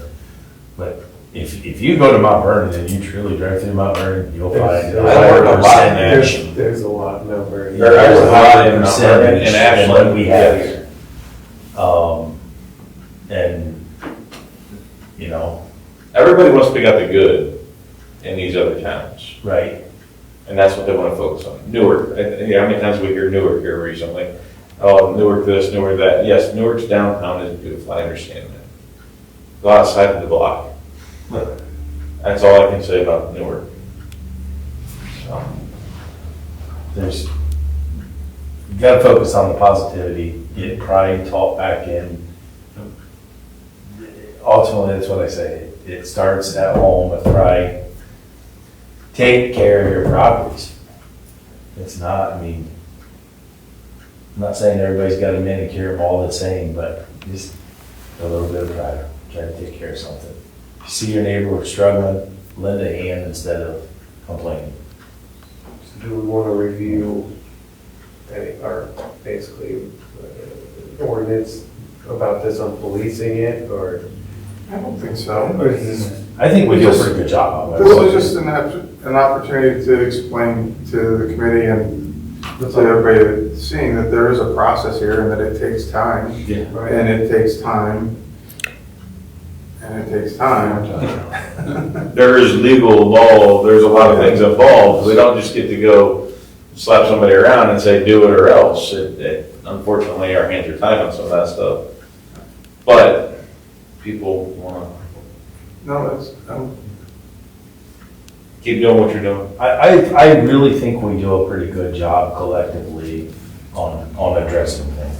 There's things that slip through the cracks and, you know, that happens. But for the most part, I really think that we do a pretty good job collectively. And some of the complaints that you guys are getting are literally people that are sitting on their front porch just waiting for somebody to make a mistake. And they're like, hey, he can't do that. And go, I mean, so those are complaints that those are the ones that everybody hears about, but the mowing and stuff, I know somebody had made a comment to me about it. I did have a comment. It's the same neighbor that comments a lot to me about a specific address somewhere, and I said, oh, I'll look at it. I said, yep. It's tall. I said, Eric probably already knows about it. It was like 3 days later, that yard was mowed down by it's a vacant house. I said, there you go, I told you already knew about it, it's already taken care of. That stuff's usually addressed before, I'm assuming usually the neighbor right beside him calls in because they're tired of the mosquitoes and bugs and everything else that come with it, so. When there's a few throughout the city that I don't get down every road and every street if nobody calls. And there's some that people won't call. And then there's others, yeah, if it gets close, they're calling. So,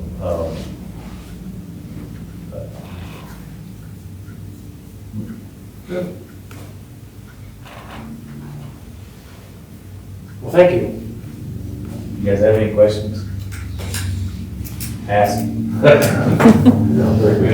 We're open for ideas. All right, next topic, so the design review, which went to full council, and they said take it back to committee so we can address a couple of these small changes we were looking at making. We've got Mr. Bear with us, our law director, to help out tonight, so thanks, Michael, for coming. We had a couple of them here, and this was start at 1311 or 1, unless you have ideas. Let's just go through what you guys are looking at. Okay, So, sorry, I wasn't really sure what I was long, I printed out the entire chapter. That's fine. So in 1311-01, which is the purpose, we have this, the city of Galion contains areas with unique and valuable historic, architectural, and/or cultural resources. The preservation of these resources directly linked to economic, social, and cultural well-being of the community. The purpose of this chapter is protect, preserve these resources and to prevent intrusions and alterations within established districts, which would be incompatible with their established character. We just think some of this language is a little, what's the word? Not user-friendly? It's not, yeah, it's not welcoming at all. So, instead of prevent, We're telling you, we want to protect it, but we want to prevent you from doing anything. we're gonna prevent you, like, yeah, it's almost, we're here to stonewall you from making any improvements here. And I don't think that's useful or even welcoming for any business uptown or anyone who wants to invest in the historic district. So, or does the district that falls under the design review. So that's contributing or not contributing. You know, within their established respect, or within their established character, we can just make small changes in their, you know, permanent structure. Well, you know, the character is one thing, because things are going to change. We can't get the same brick as when these buildings were built. But as long as we get something close, when we met with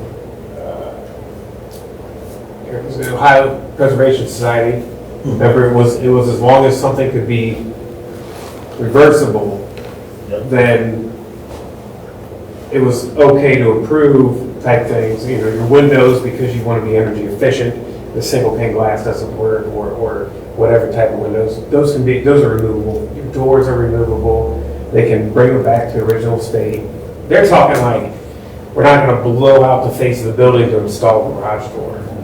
Okay, so The truth is, and the purpose statements can be valid if they have to protect the entire scheme. Like if you write a purpose that's radically inconsistent, our design review means it is only about making new businesses and we don't care about. No, but it should be a case-by-case scenario, because let's say the gazebo is not the same as the theater, and the theater is not the same as a hotel, and the hotel is not the same as the else.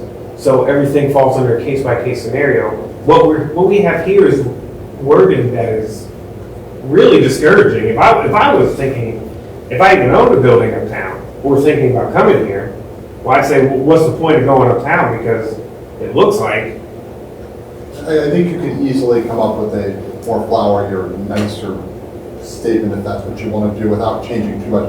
This one's not going to mechanically affect most of the actual rules and guidelines as you get in. So but the design review board meetings, they're following these like word to word to a T.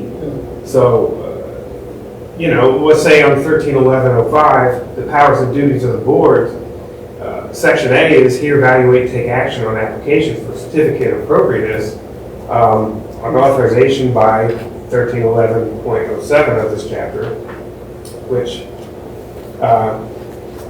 No, I get as you get into. But yeah, so they're not, you know, instead of, and why there's not a section of let's maybe make recommendations to make it approvable, instead of denying everybody. It's almost like everything here is set up to deny.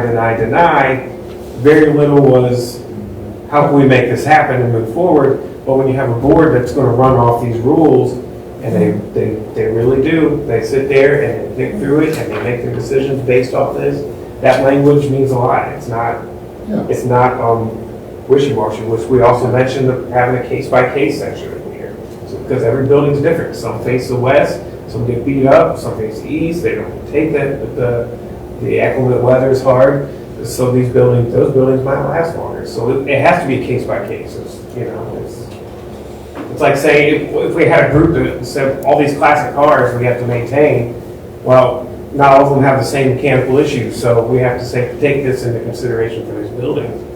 And I want to be able to see the people who own these buildings do wonderful things with them, instead of feeling like they're fighting an uphill battle just to put in a window that's been boarded up for 3 months.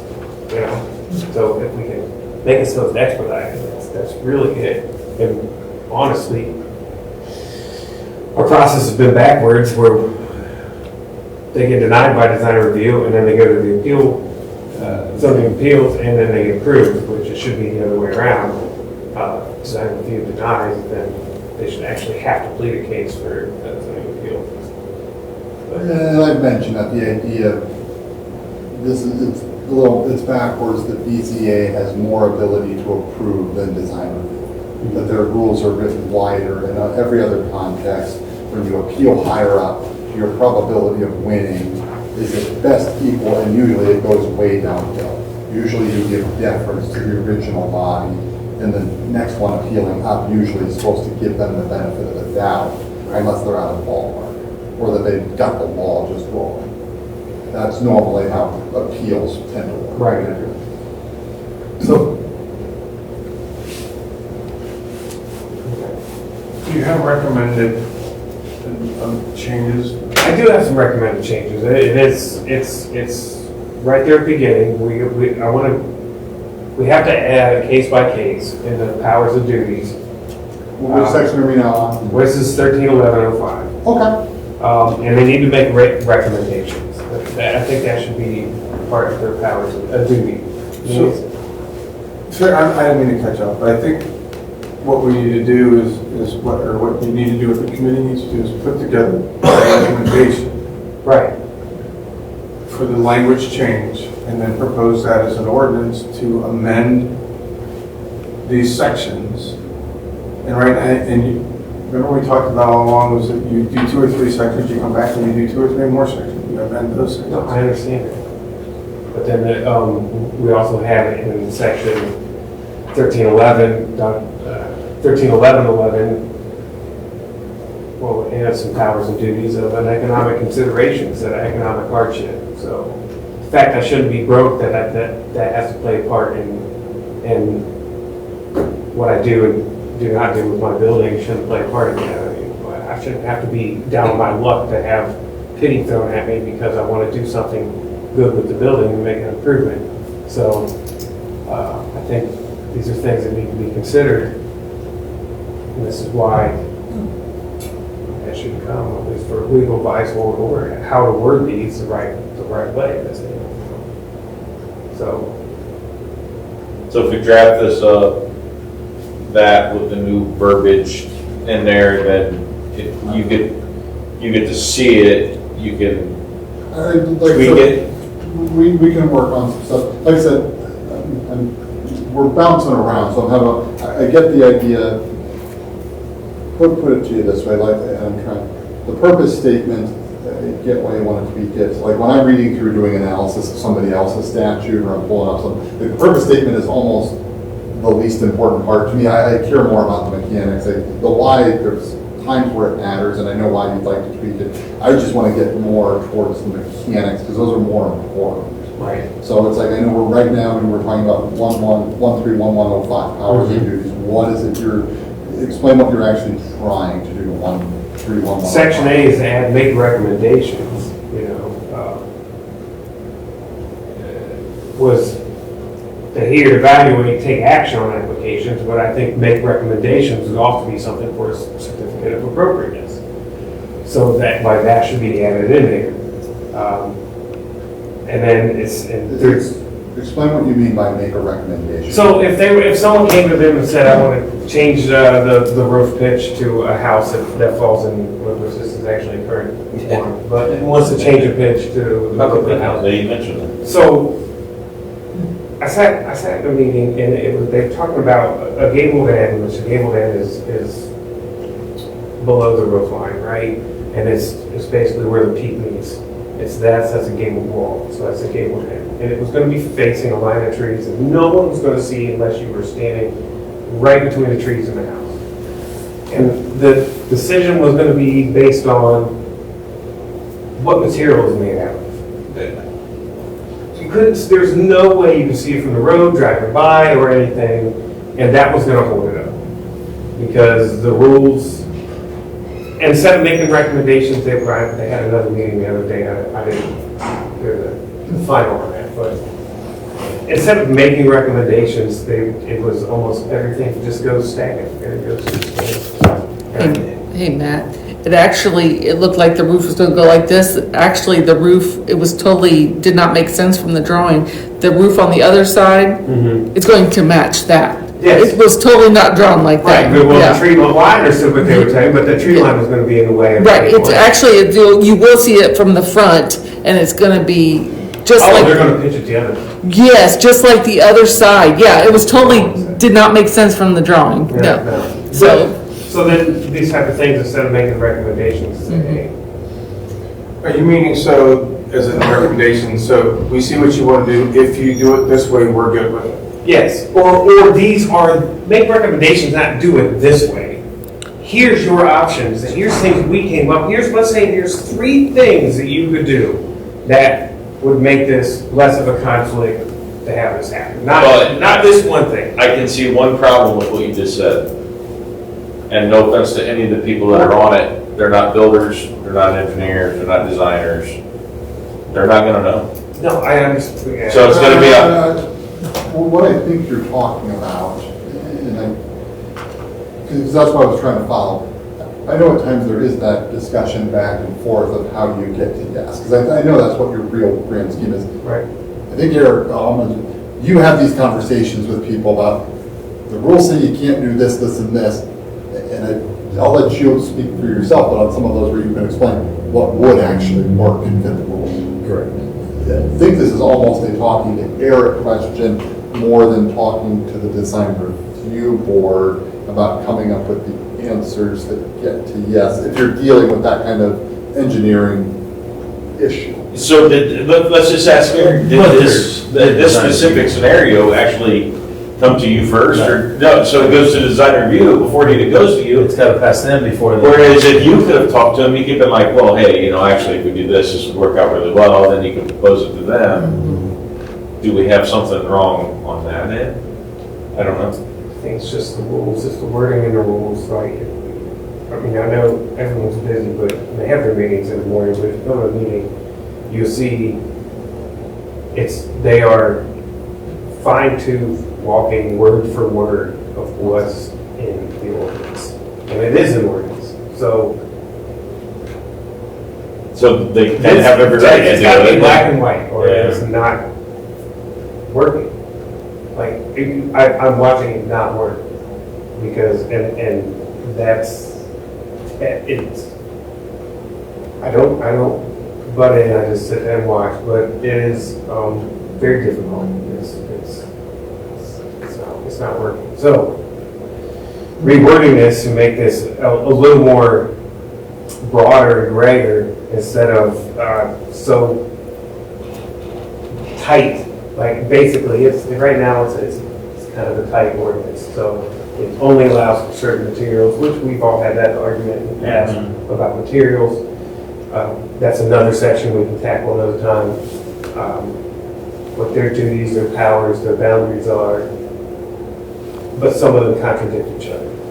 So that's where it's going to get hard, because when you start adjusting for one, you're going to flip through that ordinance and you're going to get to a later ordinance that was added, and it already contradicts itself within the ordinance. When we went to Newark, a key point, the best point I got from that entire day was the fact is if it does not change the architectural feature of the building. Yeah. It's not so much the material. Does it change the architectural feature of the building? The example they used was the White House. That oval deal out, and they put the 2-story mezzanine on there. That was allowed because it did not change the architectural feature of the White House. That stayed the same, they just went up. So that's why it was permitted and why they was allowed to do. That was like one of the key features that I got out of the Newark trip that day. Mm-hmm. So now so the way I interpret it is the others, putting siding on the others. They didn't change the architectural feature of that building. They didn't. It's reversible. Yeah. That was another thing they pushed, if it's reversible. So like everything they were doing was what they said at Newark that you could do. So we just need to get the language to meet that. But the only problem, yes, 100%, the problem is, you've seen this. The language is so, I'm going to be the first to say, I didn't have the time or the patience to sit there and go through that and try to figure out how to or what to do. Well, then it also brings type up some, but I'm also, if I type it up, and then we take it to council, and they don't approve it, or they don't like it, and we have to make changes, it gets thrown back, and then we're talking about a process, because I'm not a writer. right? So this is where we're at. No, but we all have a writer at our fingertips. Yeah, I have a thing. No, it's AI. No, don't do that. Don't do that. You know right away when something's AI. It's sloppy. Absolutely, It's not, it's absolutely. not good. It's not very good. Would you forward me the sections you want and the ideas that you want, we can try to work with. Right, okay. So I guess what's the next, if I get what you're looking at 5, I think I have a rough idea, what's the next thing we're looking at as we go through? It would have been in 1311, which 1311. also has, .11? yes, Okay. yeah. And this is for the demolition of structures, which Yeah. is perfect conversation for tonight. I Yeah. guess. Um, The 4-part test is confusing and difficult to read through. Yeah, the 4-part test needs to be changed too, because it seems like they have to have tried to sell the place. I think that could just be half of that. I don't even think there should be a test anyways, as far as demolition, because like we were told, if you bought it and you own it and they want to tear it down, it doesn't matter anyways. So they explained to us under the 5th and 14th Amendment that they have the right to private property. If you bought a historic building and you wanted to bulldoze it to the ground, you can legally do that. There's nothing you could do because case law states, which we went through Penn Station versus New York, and a dozen others, and they all said the same thing in the end. The municipality has to buy it if they want to stop it. The thing about Penn Station versus New York, which is odd, was New York won and said Penn Station had to put it back. But what happened was the city of New York had to buy it after Penn Station put it back, which that's what they didn't tell us there, but I read the case. So the municipality has to take ownership of it. That's where the policing powers fail, because you can't really force someone to do something with something that they own. So these are really recommendations, but we still feel as though this is something to keep. And we want to keep some historical integrity. And hopefully people play along. This is that positive thing, right? That we're pushing for. So, but when the board is playing this word for word, black and white, and I'm telling you guys, go to a meeting, and it's hard. So let me, You have members on the board that are very black and white. No, I understand. Yes, Not all. and they're doing their best. It's not that. It's not that. It's just it makes it difficult. And I think they're Following what's written. right. So here's things. And unless that gets changed, and then to get it changed, it's not hard to get it changed, it's hard to figure out how to write it to make the changes. Yes, I know you could just say, we're gonna do this, this, this, and this, but how do we write that into legal terms so that this is how it?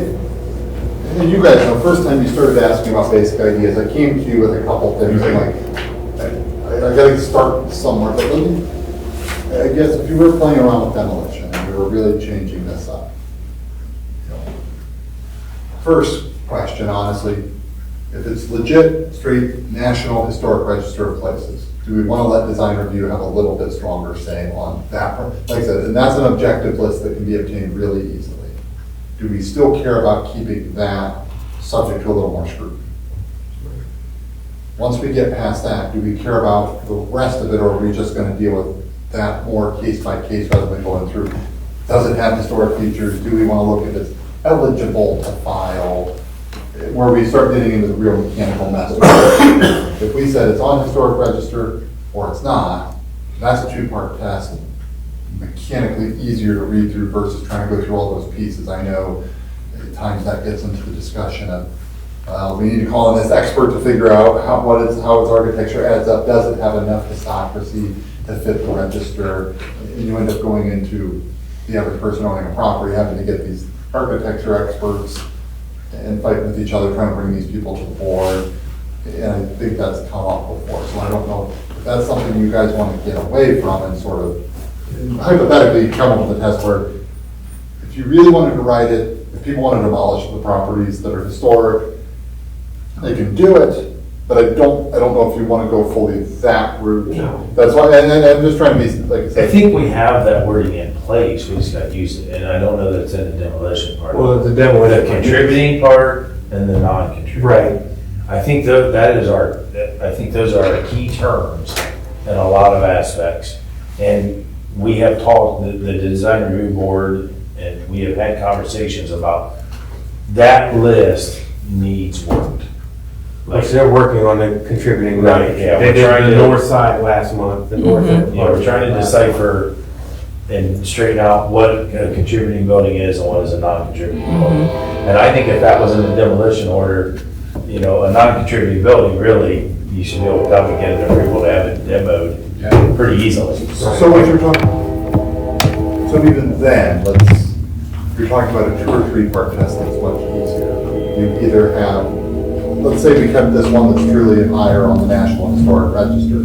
Part 2, is it on the contributing list? You get some level of medium scrutiny. Part 3, not on the contributing, on neither of those, easy demo. It could, instead of economic hardship, it would be an economic consideration. Is the cost outweighing the value of the historic, is the cost to restore outweigh the value of it, you know, even the potential value? Because some of these old buildings will cost more than they're ever worth when you sell them. So that's the way it is. You start hitting millions of dollars in some of these buildings, and you're like, wow, I can sell for $600,000 now. So that should be able to play a part too.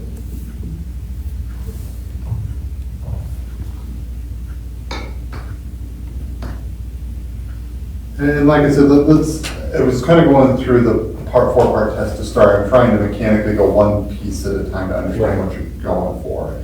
You know, then we get down there. Obviously, I think you're basically wanting to almost get rid of E or make it into something else entirely. E is that substantial economic hardship. What you guys are telling me, you don't like that term, you want something else entirely. And economic consideration instead of hardship, right? Yes. I mean, those are two big words. Yeah. No, that's, and I think that's coming up with some of those words, what you guys have described to me. Cost of renovation exceeds value of the property. Right. You know.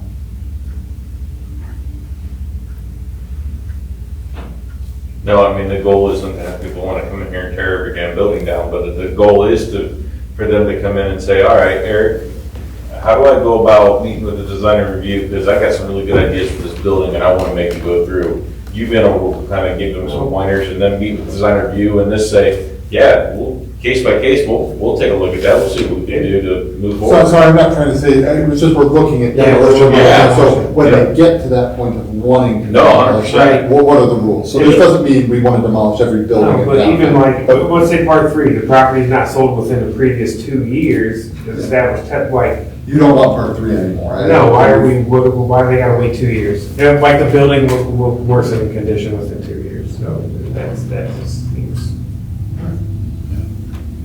it's not helping anything, right, so.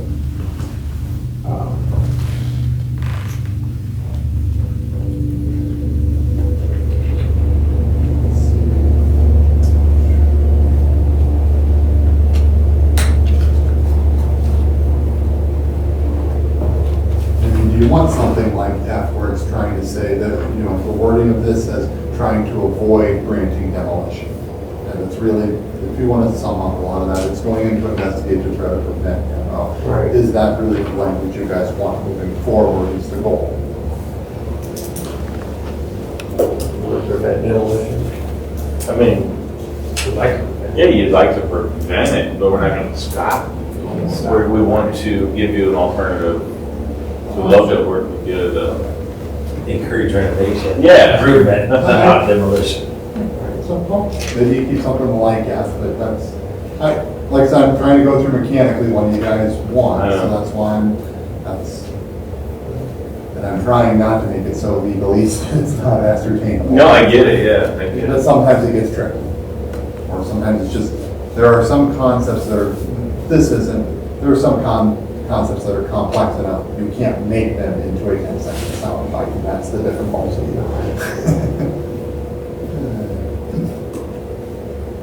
And I think 12, if you look at it, says some of the language that you honestly want. I mean, that is trying to be a little bit more friendly towards things. I think I'm not saying it does everything that you want, but it's a starting point. So what's the next section you want to work on? There was just the 1311, that was the original, the purpose. The purpose was a big thing, even though like I said, you might skip over that and go straight to mechanics, but the purpose was that's what that's the first thing everybody reads. If you told someone where to find this ordinance or design review, and they go look it up, that's the first thing they're reading is that first paragraph. So that's a big thing right there. Obviously, to make recommendations and powers and duties, and make it a case by case. But if you want me to draft something up and bring it, or should I send it to Michael first so he can proofread? You know, that could be, you want me to do that? Draft something, and if I send it to you, I Michael, can take a look at the draft. and I'll send it to you and the council president, and. I'm honestly trying not to tell you guys what to do or what to pick. I understand, but as far as proofreading, it's wording, is saying, hey, this is allowable, and this is So not if I allowable. have something that I'm looking at, I can definitely proofread and give you thoughts. That's why I'm not trying to, like I said, that's why I'm trying to start with different options of what No, I I'm going to understand. play with, so. Okay. But I still think there's a way to get to yes and get to something, and that helps you guys improve this. I mean, overall, the big grand scheme of, sounds like right now you're deferring to the board itself to try to revamp some of its guidelines under these Yeah, ordinances. they're also working on coming up with ideas for that, but right now they're doing contributing, non-contributing. So, and then I have seen them out looking at those. So they are doing a good job. There's definitely been some improvements. Yeah. Oh, absolutely. Oh, yeah. Yes, absolutely. So we gotta keep that forward motion. Yeah. That's the key. Okay, well, I'll do that. In your spare time. In all my spare time, Yes. yes, absolutely. So, any other business? I don't know. Anybody have anything to add? Next meeting will be August 4th, 2026 at 7 p.m. Need a motion for adjournment? I'll make the motion. I'll second. Second. All those in favor? All right. Meeting adjourned. 9:17. All right. That's just, you should have. Eric's